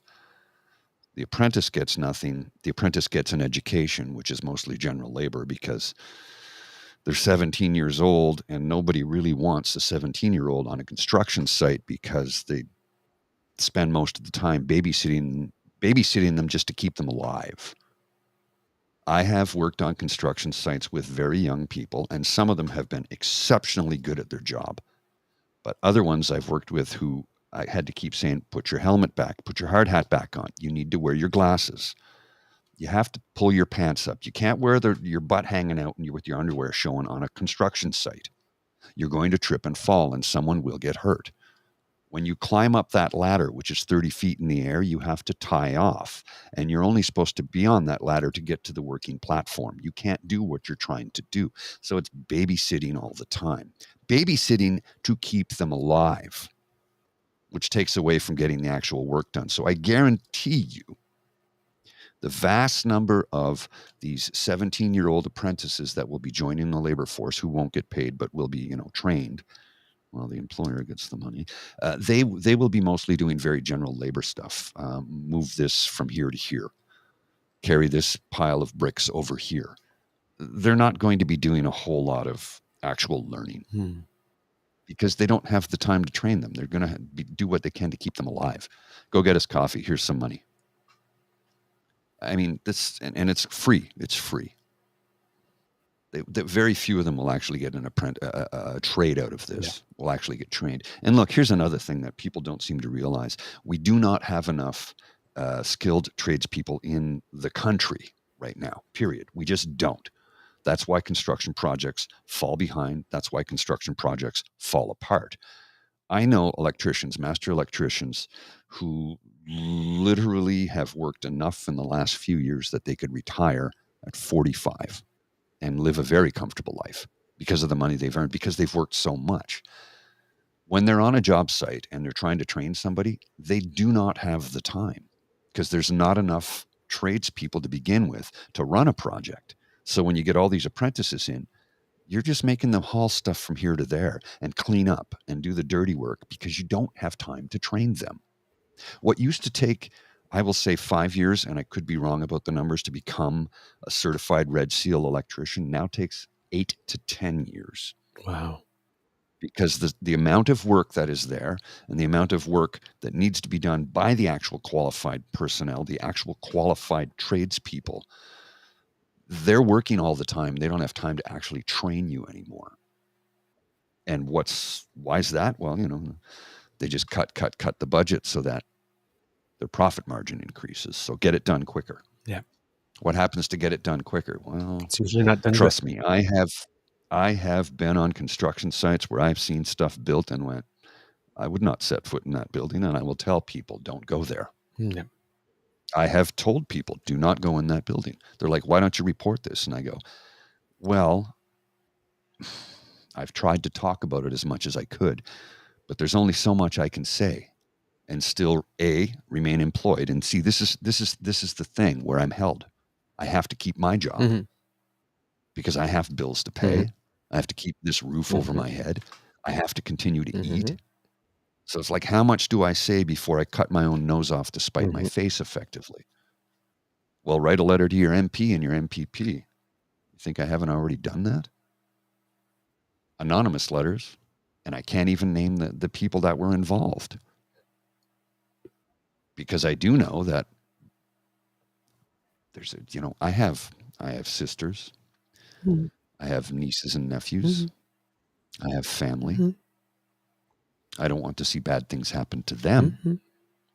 And if I blow the whistle on those bad people, what would happen? Somebody was met with a terrible accident. These things happen. That's all I'm saying, right? So we're in a very bad and precarious position in the province of Ontario right now, and we are run by a wannabe mob boss who is not that smart, is a puppet and a bagman and nothing more. Because I guarantee you, he didn't come up with any of these things on his own. All of his advisement, all of his whatever's in his mandate letters, which we still haven't seen because he spent something like $200 million fighting to keep them hidden. All of that has been designed by somebody else with profit motivation in mind and nothing. Congratulations, Premier. Here's your agenda. Yes, exactly. Yeah. Yep, pretty much. All right. Moving to a couple of other stories. on August 15th, totally missed it, was la fête nationale des Acadiennes et des Acadiens, National Oh, I didn't know Acadian that. Day. In New Brunswick and all over Atlantic Canada, where Canadians are, there was a huge tintamarre on the day, which is basically people taking items from their homes and banging them together to make as loud a noise as you can. The biggest one is usually held in Caraquette, New Brunswick, every year. There were concerts, and they were televised this year. They were held at Le Pays de la Sagouine in Bouctouche, New Brunswick. I've been there. It's actually a fun little place to go to I know. if you ever have the chance, if you're planning a vacation. Around that part, you call it Bucktush. Bouctouche, yeah. So if you're Bucktush. planning a visit to New Party Brunswick, Bogue. yeah, go to Le Pays de la Sagouine. It's very it's a cool place. The future of federal funding for the event is uncertain, as apparently their deal or their agreement ends this year, and nothing has been renewed since 4 years ago. They get funding at about $500,000 a year from the federal government to mark the day. So the Société Nationale de l'Acadie has been ringing the alarm since the budget that the Liberal MPs from the area have reassured the community that funding will indeed continue. It just hasn't been announced yet. Now, politically, something interesting happened. Yves François Blanchette apparently spent the whole week in New Brunswick for La Fête Nationale des Acadiens, sprouting some rumors that maybe he is looking to expand the Bloc Québécois. Now, this is something I've said. If the Bloc Québécois had expanded, became the Bloc Francophone instead, and had expanded into New Brunswick, certain parts of Ontario, maybe St. Boniface, a couple of other places where there are Francophone pockets, you might have a party that's eligible in enough seats if votes split enough ways that actually could form a government. Because the Bloc Québécois once formed official opposition because the way that the votes fell. But let's say if they ran candidates in 100 ridings and votes split in a really weird way, right? But he says, nope, not planning that. If we want Quebec to be a country, we cannot pretend to have candidates or MPs from outside Quebec, which would be absolutely illogical. But he is mentioning, sounding a bit like Spock, saying that it's very important to create a friendship network, and that it's important we care about French outside Quebec, which is actually not really true, to be totally honest. There's been no real evidence. As a Franco-Ontarian, I can tell you there's been no real evidence of Quebec coming to our help or our rescue when we were threatened in any way, like when they were threatened to take away the Montfort Hospital, or in our fight for a Francophone dedicated French language university, or nowhere to be seen. Nowhere to be seen. They were. So, but yeah, just a little working up some networks there. Blanchette is, but of course that prompted some rumors, which of course he is denying. We will see how true that is eventually. In other news, a citizen of the province of Quebec has been sentenced to 22 years in jail in the United States because her name Pascal Ferrier, pleaded guilty to 9 counts related to biological weapons after being arrested at the U.S. border in September 2020 because she had tried to send a poison letter to former President of the United States, Donald Ricin, Trump. I think. Yes, Ricin. Which makes it really interesting that the only person publicly known to have wanted to make any type of attempt on Donald Trump's life was a Canadian.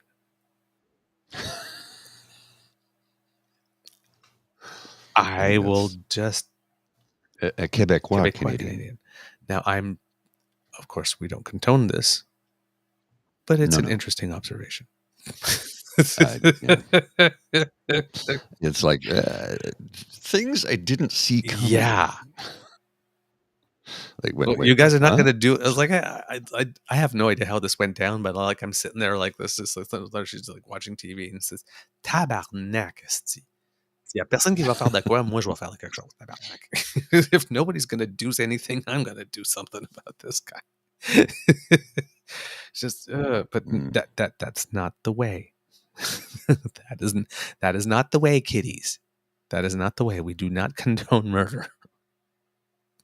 At Kittlin, we don't condone, but we understand. Yes. Yeah, we. I But the fact that we realize the understand doesn't mean complication. that we agree. I realize the complication, but you know. Yeah, I have mixed. I must admit, I have mixed emotions.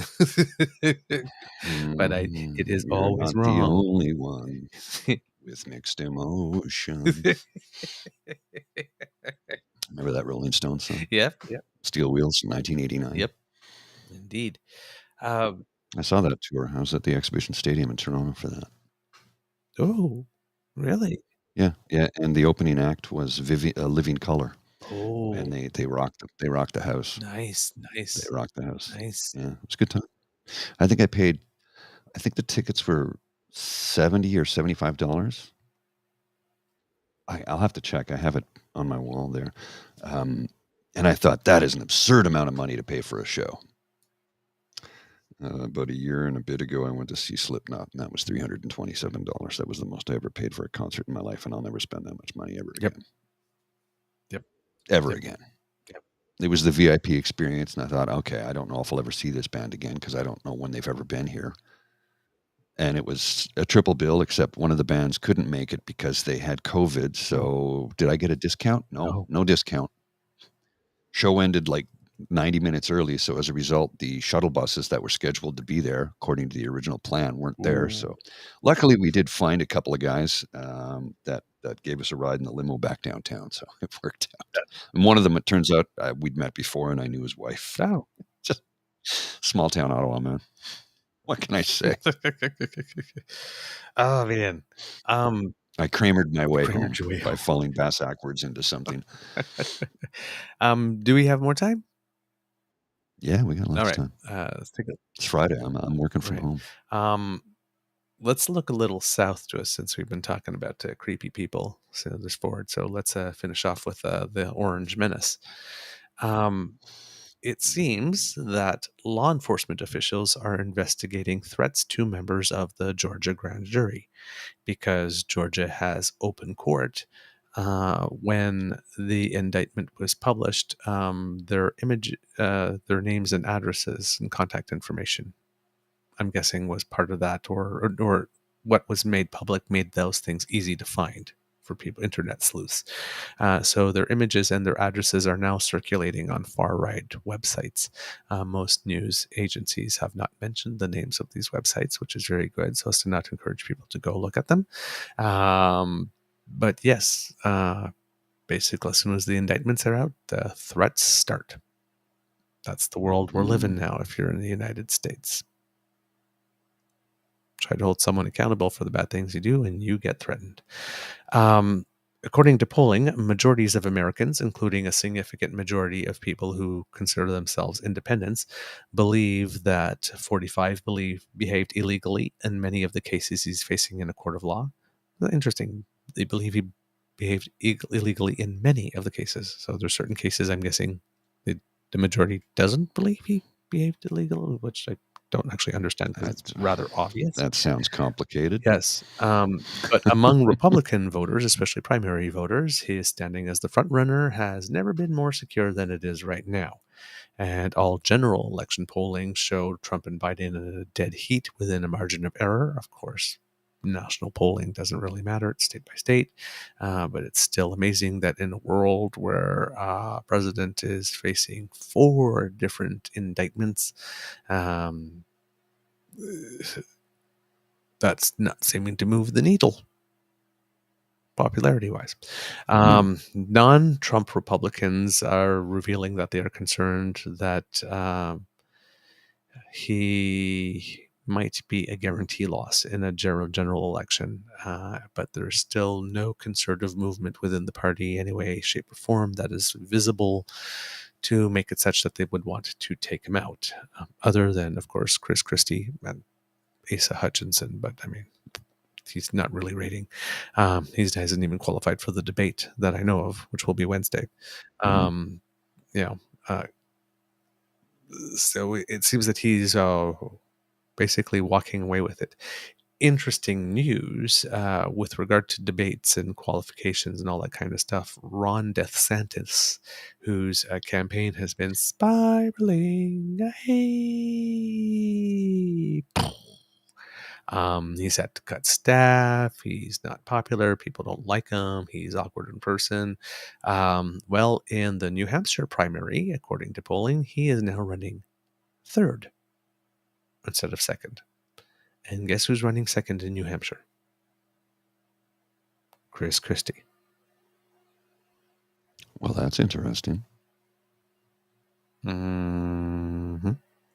Apparently, there's lots of commitments to future donations to him should he keep performing well. That's the word on the tweet in terms of fundraising. More people doing bad things because people are going crazy. Sorry, not that word. People are losing their minds over the Trump stuff. A Trump supporter in Texas is in custody after she allegedly threatened to kill Judge Tanya Chutkan, who's presiding over the DC case, if Trump was not reelected.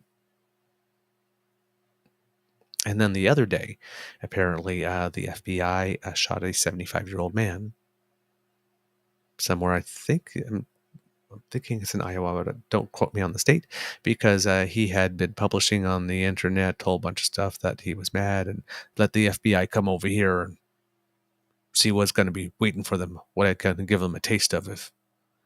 And well, that one worried them enough that they went to check it out, and it seems that the guy was not cooperative, and there were some weapons, and boom. So all that bragging on the internet that people do, yeah, let law enforcement come over here and we'll see what they'll get. Sometimes they take that seriously. Yeah, they tend to. So just, if you tell people you have weapons at home and they're going to come and knock on your door, and when you say that you're prepared to use them, when you hesitate to open the door, or you hesitate to answer, or when you say, "Oh yeah, you just wait a minute," or yeah, you're not going to get much benefit of the doubt there. No, you're gonna be on the losing end of that, right? It's like, don't lie to the feds. Nope. And don't mouth off to the FBI. Basic. They have all the guns. Basic lessons. I know that Second Amendment stands up for them, but you got to remember the FBI and the federal government have all the guns. You've seen the comedian do the bit about, okay, we got their Second Amendment MAGA right-wingers over here, and there's a guy in a trailer in Las Vegas who has a drone, and let's see what the MAGA guys have to say. We're ready to take on the government. We're going to fight them. And and let's go to the U.S. Army. Yeah, I don't see how this fight is fair. They're all gathered in a circle there, and my drone is above. Are we ready to start? Yeah, okay. And they're all gone. The Second Amendment was, the design behind it was when muskets were the rifle of the day. Mm-hmm. And that's muskets and cannons. That was it. Yeah. What's an AR-15 going to do against a Black Hawk helicopter? An F-35? A drone? Come on, you're being ridiculous. Yeah. So apparently the lady is from Texas. She allegedly called the chamber for U.S. District Judge Tanya Chutkan and left a voicemail promising to, quote, kill anyone who went after former President Trump, according to an affidavit. Quote, you are in our sights. We want to kill you. Trump doesn't get elected in 2024. We're coming to kill you, so tread lightly. Beep. That's You will be interesting. targeted personally, publicly, your family, all of it. The So affidavit. that's a public threat. Yep, the affidavit also, you both use the N-word and slave Oh, to address her. Yeah. Only the best people. only the best people. Only the best people. Right. Jesus Christ Almighty! I don't even know anymore. Oh God! And the guy the gunman was. Oh no, that was the that was earlier on the last year in August 12th, where the guy tried to raid one guy tried to go into an FBI office in Ohio, Cincinnati, and shoot up the office, and he died there. So, yeah, one guy tried to go into the FBI office. Really? I mean, at least make him come to you. Just, dude. Man. With regard to the debate, it seems that Trump is still deciding whether or not he's going to show up or not, basically saying probably not, because, why would he show up at a debate to let people take swings at him when he's already leading by a lot? And he's looking to do some counter programming, particularly or possibly with Fucker Carlson on the shitter. Like that's going to, right? But yes, 57% of Republicans and Republican-leaning voters believe that if a candidate has qualified for a debate, they should present themselves. Mike Pence says that he's looking forward to it, but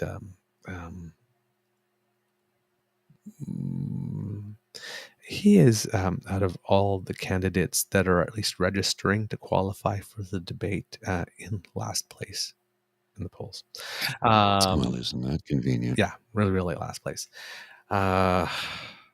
It seems that the FBI, when we talked about them getting control of, not getting control, but getting access to Trump's Twitter feed, looking through the DMs and the draft messages and, location information. Was it him that was tweeting that at that time or somebody else? Well, it seems that in the Georgia indictment, 12 of the 161 different overt acts that were committed in support or furtherance of the conspiracy are actually tweets sent from his account. Interesting. Not surprised. Not surprised. Hey, masterminds, if you're going to crime, make sure that you document everything. Videotape yourselves doing it all. Every time you finished a step, you can brag about send a it. group email to everyone. Say, hey, guys, I did it. Just let everybody know. Everybody, please, just go ahead. Now, Trump vows that this coming Monday, that he will release a report that will totally exonerate me. I heard that. Yeah. Super exoneration. You've had 3 years, Felicia. His lawyers are urging him not to do it, as it would probably complete his defense. But he promises, quote, a large, complex, detailed, but irrefutable report on the presidential election fraud which took place in Georgia. Which I should have tabled when I was actually going to court 2 years ago, but I never did. So, but it's ready now, and trust me, it's gonna be big. Now. And this time, it's totally gonna exonerate me. Unlike the 55 court cases in which I fell flat on my face. Yeah, but this time I have the proof. Yes, it's all time real. He's got the proof. Yes. Wait till you see this. I'm telling tell you, ya. proof that I've got is, well, a proof is a proof because it's been proven. maybe Trump should get Tracy to be his lawyer. Is that like the Whiffin' Poof song? So the governor of Georgia, Kemp, is on record again saying the 2020 election in Georgia was not stolen. For nearly 3 years now, anybody with evidence of fraud has failed to come forward with it under oath and prove anything in a court of law. Boom. That's a Republican. governor. Mm-hmm. By the way, Donald, in Georgia,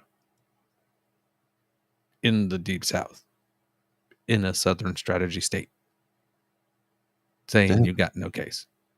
Yeah. And Brian Kemp is not a particularly nice man himself. Just saying. Not really. God. I know.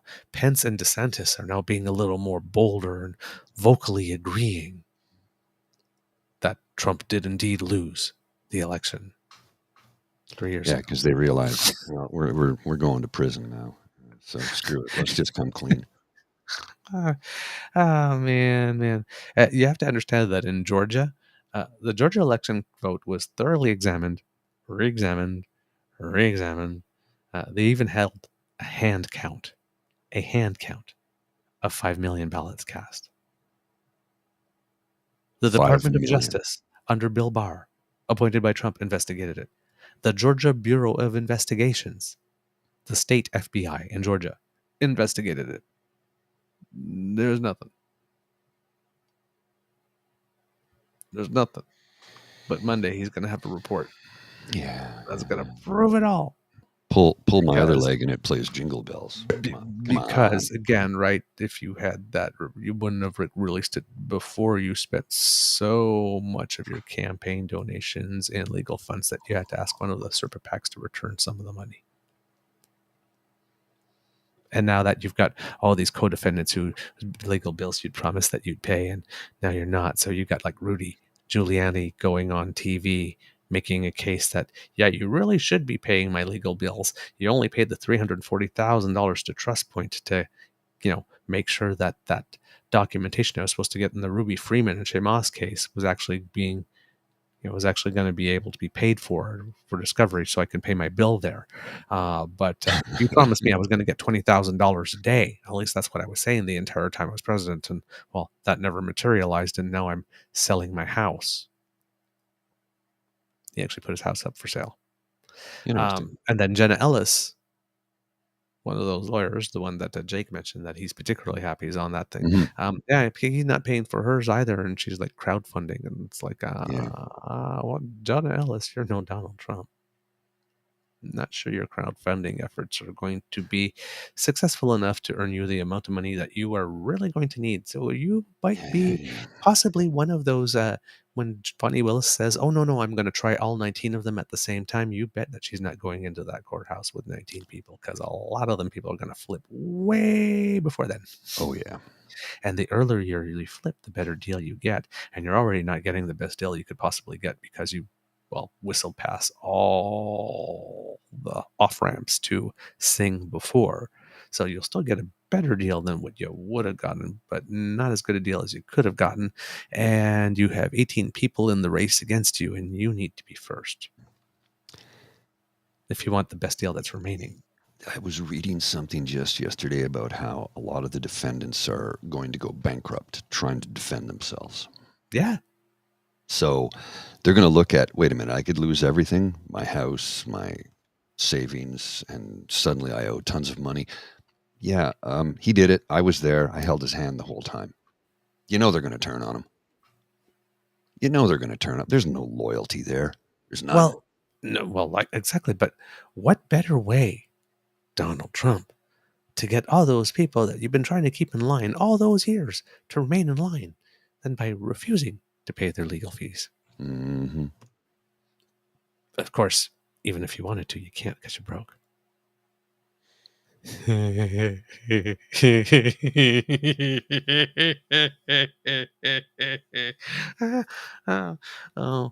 man, I should not be enjoying this so much, should I? It happens. It happens, man. Don't worry about does that make me a bad person? Scales are gray, man. Scales are gray. Yeah. Oh man. Mr. Grizzly. Oh God, it's so much fun. You said that you say here that in our little private chat here that you have a video from Lisa. Yeah, I like videos from Lisa. Seems to have disappeared. Give me a sec till I find it again. I don't know what happened. All right, I will keep yammering then while you do that. So yeah, it's not looking really, really good in the States for this guy. And when you have your lawyers saying, your next media Got PR move that you're planning to do to try this in the media, perhaps don't do that because that will make things more complicated for you. You're getting to the end. So whip up a fresh batch of popcorn because it seems that he's probably going to be surrendering before the debate on Wednesday. People are suspecting he'll do that so you can get maximum coverage to pull away from the debate and make a big scene and big spectacle. So Wednesday during the day or Tuesday? Yeah, probably. But it's open court, so it will all be televised. So there you go. All right, Mr. Grizzly, give us some Lisa. So this is a lovely video from Lisa. Just before I show that, I've got one graphic to show you, and then it leads into what Lisa's going to talk about to a certain degree because they are related. This is a tweet from the Member of Parliament from Kelowna. Canadians cannot afford Trudeau's carbon tax. It's time to act the tax and bring home lower prices. Yeah, her. The MP from Kelowna should look out her window as her community burns. This is her most recent tweet. I can't even with this party. And that's literally the truth. Kelowna's on fire and she's tweeting about a carbon tax. Let's just listen to what Lisa has to say about Skippy and his press conference. This is about 5 minutes and 37 seconds, and you're going to love it. Oh, I definitely going to love it. You are going to love it. Have you ever been at work and somebody comes up and makes a statement, a question even, maybe something you view as an accusation? I'll give you an example. Hey, Lisa, people are going around saying that you actually agree with Danielle Smith's policies. I don't see why. I've never done anything to suggest that I like any of Danielle Smith's policies. Okay, thanks for clearing that up. Scene. Now, because I'm confident that my actions don't match the accusation, the response is simple. Not so much for Pierre Poilievre. A number of your own comments and actions have been characterized as dog whistling to By the who? far right. By who? By a number of By different. who? But I think it's been By characterized who? by that way. But By who? are you trying to Sorry, court? Are you trying to court the far clarify. right? Sorry, vote? I just need to clarify. By who? By a number of different experts and a number of who are different the people experts? who work Who are the work in experts? this. Okay, well, I think All it's right. been established that Right. this is a concern. Are you trying to court the far right vote? Who are these experts? You say that there are experts who are saying this. Who are they? Everybody that knows what a dog whistle is and doesn't believe anything that you're selling. The majority of Canadians. But that was Pierre Poilievre giving his best owl impression. Who?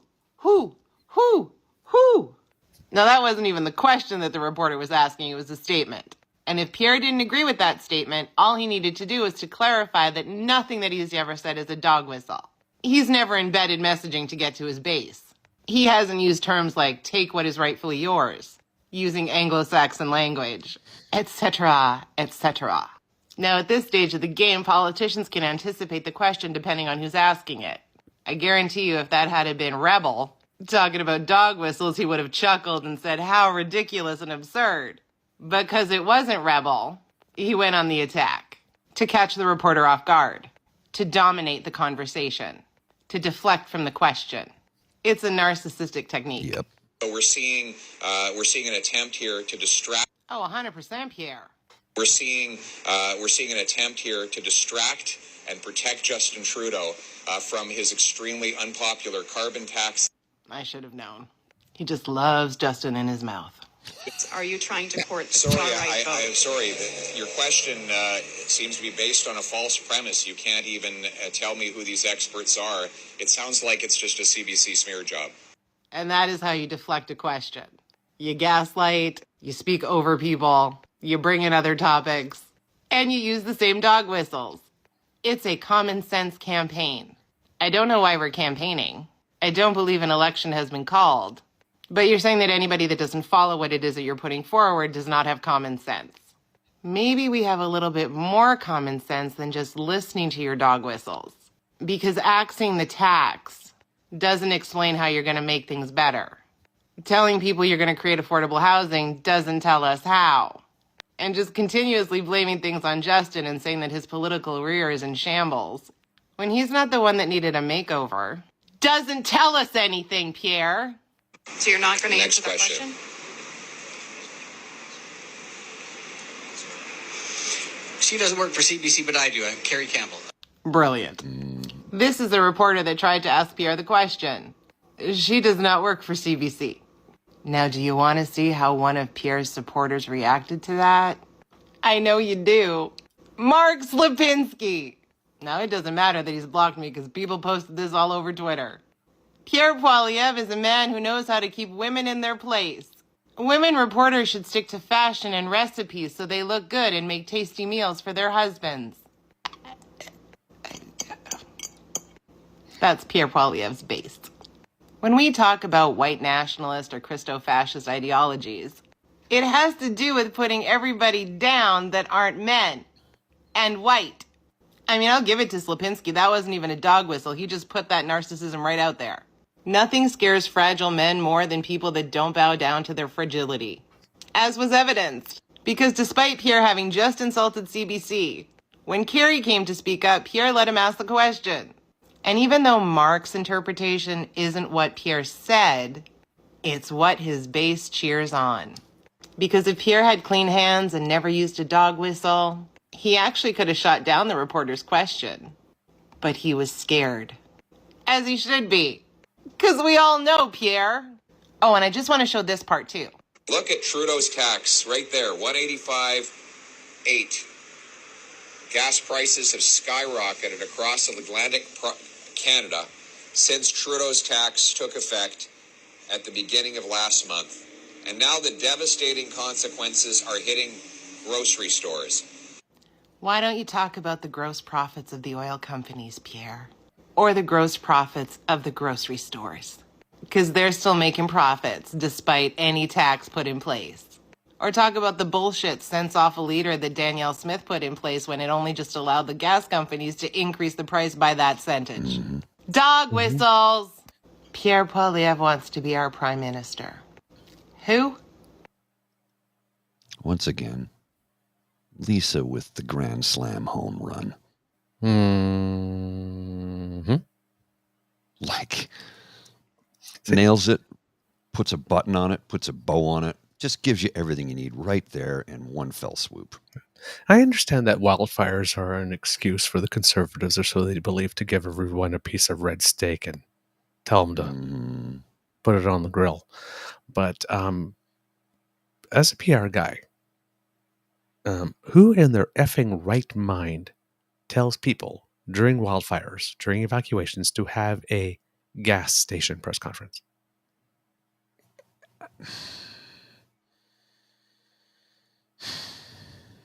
Like, in what country is that?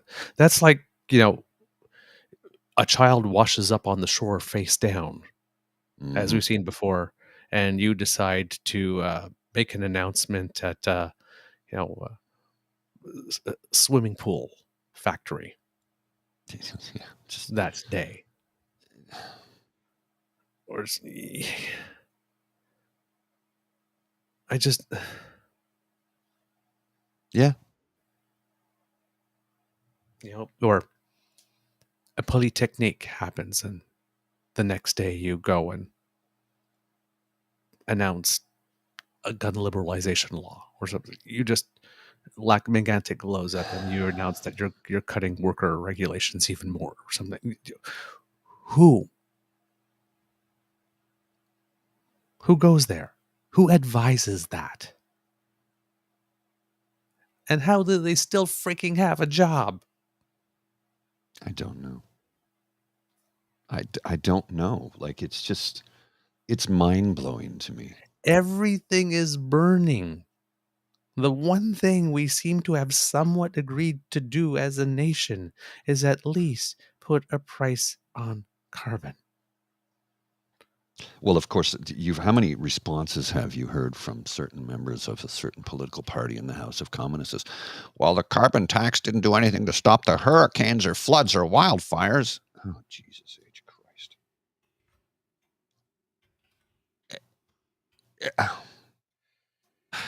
I realize it's a buzzword talking point to rile up their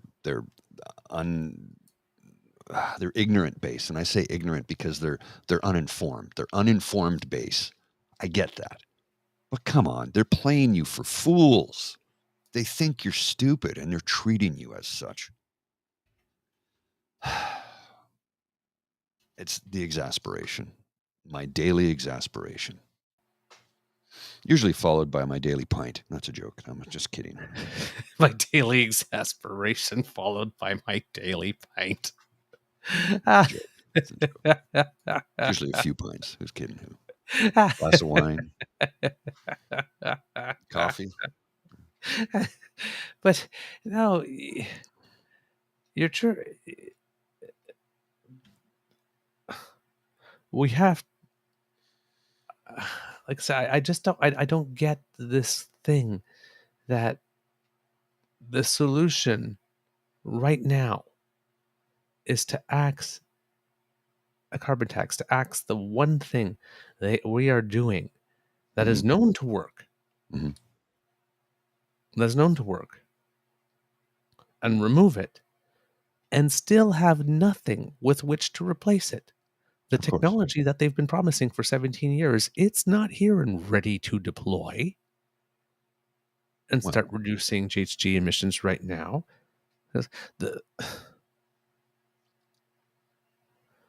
They lose their minds when we put a fuel efficiency standard on. What are they seriously going to do to help?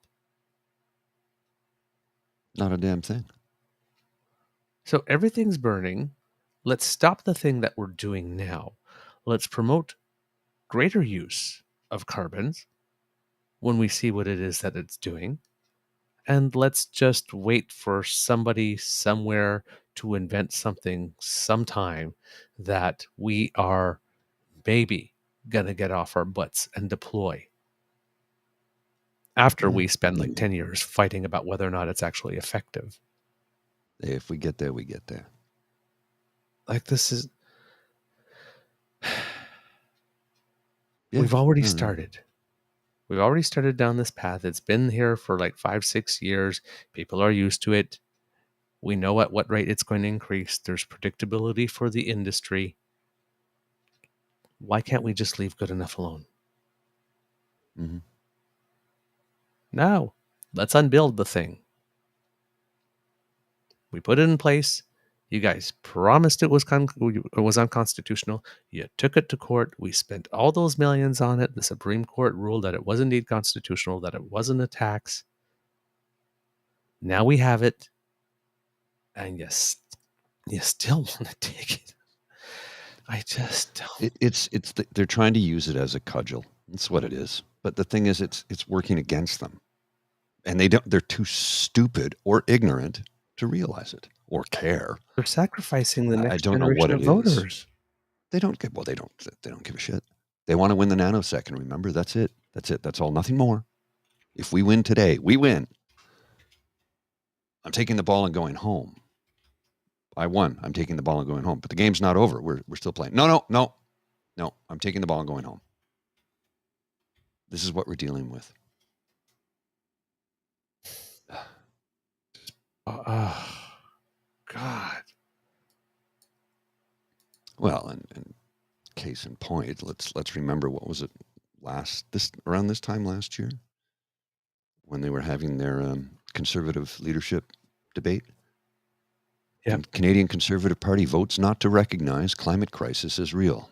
Delegates vote 54-46 against policy change request. Leader O'Toole has sought ambitious climate change agenda. Well, the Christo-fascist right-wing reformers didn't like that, so they ousted him. And let's go back to Theo.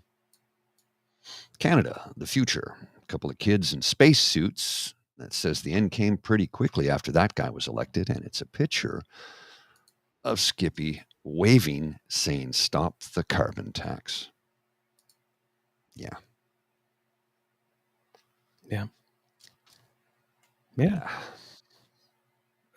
And again, you do not have a serious campaign unless you have a serious climate policy. Anyway, Anyway. Yeah. Mr. Grizzly, do we have a show? I believe we do, sir. All There was right. one other thing I wanted to show you, but I can't remember where I placed it. It's just, All right. there's, Well, I'll you start know, we, doing we try to cover as much as we can, but there's so much, right? I'll start doing the extra, and if you find it, we can cut Yeah, through okay. it. Kits, that's the end of this episode of the Daily Beaver podcast. We hope that you love listening to us because we love making this for you. Remember that sharing is caring and word of mouth is priceless, so let your peeps and poops know about us. Because democracy is something that you do, please write your MPPs or MPs, your senators, especially your media. Tell them to stay on the Doug Ford thing. Tell them that you are not impressed and you want them to dig, do their jobs. If you really like this podcast, you can find us on the Crier Media Network as well as all Beaver Grizzly friendly platforms. Stars and reviews are appreciated. And Mr. Grizzly shared some data with me yesterday saying that the month of August is being particularly good for us because as of yesterday, the 17th, we had already surpassed what our monthly average is for downloads with 14 days left to go in the month. So I don't know what's going on this month in particular that so many of you are tuning in, but thank you. Thank you so much. We love to hear from you, so please let us know what you think. Reach us on our Facebook page at True North Eager Beaver, our Twitter feed at True Eager, or by email at True North Eager Beaver, all in one word, at gmail.com. And you can subscribe to us via our Ray Girl pod page. We're pod page sponsored by Ray I Girl. see what you did there. Hey, I see annual what you did subscription. there. So, You're hey, right. you're running a small little business or something like that. You want to sponsor one of our segments or something like this, we'll hook you up. Hey, got to work that corner. So yeah, you can subscribe via our pod page, podpage.com/the True North Eager Beaver, lowercase letters. There you go. With a hyphen between each one of those words. Kit Elaine says, I might have some more wheat feed recipes in my inbox. Well, I need to go check that out. Thank you very much. Why not also subscribe to our True North Eager Beaver Media Incorporated YouTube channel, speaking of Kit Elaine? That helps us out big time. Smash those buttons, the like, the subscribe, and the share. Get the word out. We can't do this without your kind and generous support. So if you feel that we've done a particularly good show, if you're watching, you can scan the QR code that is magically going to appear right by Mr. Grizzly's head, right about In a minute. I'm working on something. 2, 3, and there. Not yet. I can't yet. Nope. It's not there I yet. tried. I did my best. I was working on adding. You see if you read True North Eager Beaver, read what it says. Sponsored by the Ray Girl. Lovely. It's true. Yeah. It's true. It is true. Yeah. It is true. Yes, that's our pod page. There you go. The lovely idea. I guess I needed to be holding the crown at the time while I was trying to make magic happen. Oh, wow. Now I know. But if you scan that QR code, that will bring you to our coffee site. And if you are not watching but listening, please use your voice command or those lovely digits on those beautiful hands of yours to go to coffee, ko-fi.com/eagerbeaver, lowercase letters, all in one word. And that's where you can make your donation to our emergency hydration fund, where our friends Caesar and Guinness and Hot Chocolat and Cafe are waiting for us to help us write, produce, market, and deliver this show to you. And the reason for which I got this big smile on my face is because I just saw a comment from Kit Jen going, which corner? Asking for a friend. That's a good one. I like it. I'm working Portage in Maine, and I'm wearing one of those Marilyn Monroe white dresses. Where's Portage, dude? If you're in Winnipeg, it's Portage. I know, Portage. It's my French. I know. You say Portage. You say Portage in Winnipeg. Somebody's gonna. Yes, Portage. What the hell you Sorry. say? Yeah, Portage like porridge. I know, Portage in Maine. Maine. Forgive me. I'm a Franco-Ontarian. That's a. Think nothing of it. I just don't want to see you get hit. That's all. It's gonna keep happening, kids. It's gonna. I see the A and I just go Portage. Like corsage, Yep, and frottage and collage and all of it. Frottage, all the age words. What? You snuck a Casual Friday reference in there. Kind of like the pirate. I'm terrible. I'm terrible. Okay, so yes, clearly we're being we're being shameless. So please send us money. That's what we're really saying here. Send us money. I got to pay for this stuff. From the Beaver Lodge, this is your eager beaver saying, until next time, dear kids, it could be a tough world out there. So be kind to and gentle with yourself. Yes, I know speaking French on the prairies is not a good idea. It can usually backfire. Mr. Grizzly, do you have some words of wisdom for us before we go? Yeah, I do. Write to your MPP if you are a resident here in Ontario and let them know that Doug Ford's criminal, corrupt organization is not acceptable. We are not going to stand for this. We need to organize everybody in this province to get involved.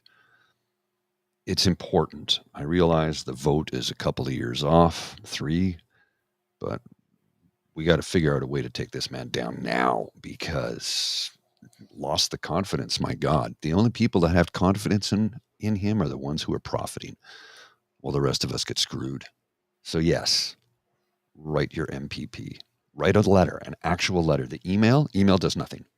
Tweets do nothing. Facebook posts do nothing. They're a waste of time and energy on your part if you want to get the attention of your member of provincial parliament. You need to write them a letter. And again, all you got to do is send it to Queen's Park. You don't even have to put a stamp on it. They will deliver it. Mm-hmm. That's my advice for today. You've prompted one of my little songs. Oh, which one is that? You know Mabel? Let them know? Because you said let them know. I don't know that song. Oh, yeah. Let them know, baby, let them know, 'cause we will run our mouths and we'll put on a show for you. Let them know, come on, let us flip your switch. No, they can't keep you down. Show them that you are that bitch. Be that bitch. Write that letter. Oh, yeah. Write that letter. Male, female, whatever gender you identify. Be that bitch. Be that. Write that letter. All right, Mr. Grizzly. Roll them credits.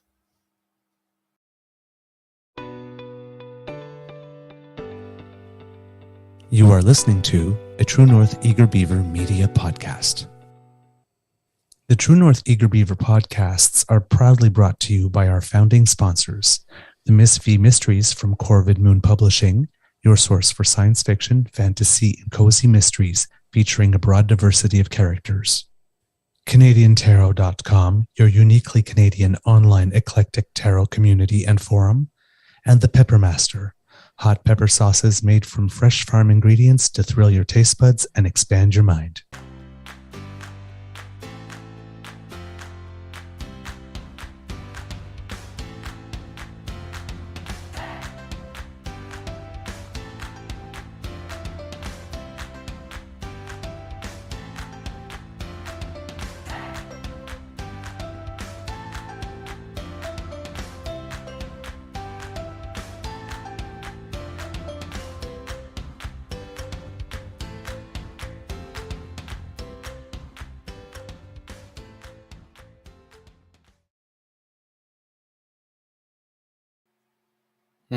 Kit Linda proposed a new t-shirt idea for us when we get merch up again. Be that bitch. I like that. I found what I was looking for. So this is the contrast between what is happening in reality and the reality distortion field that surrounds the Conservative Party of Canada. Oh, there we go. There's Kelowna on the left. There's the Northwest Territories in the middle. And there's Pierre Poilievre on the far right at a gas station talking about carbon tax while the world is currently on fire. Yep. And then more gas. More hot air. Just brutal. Yep.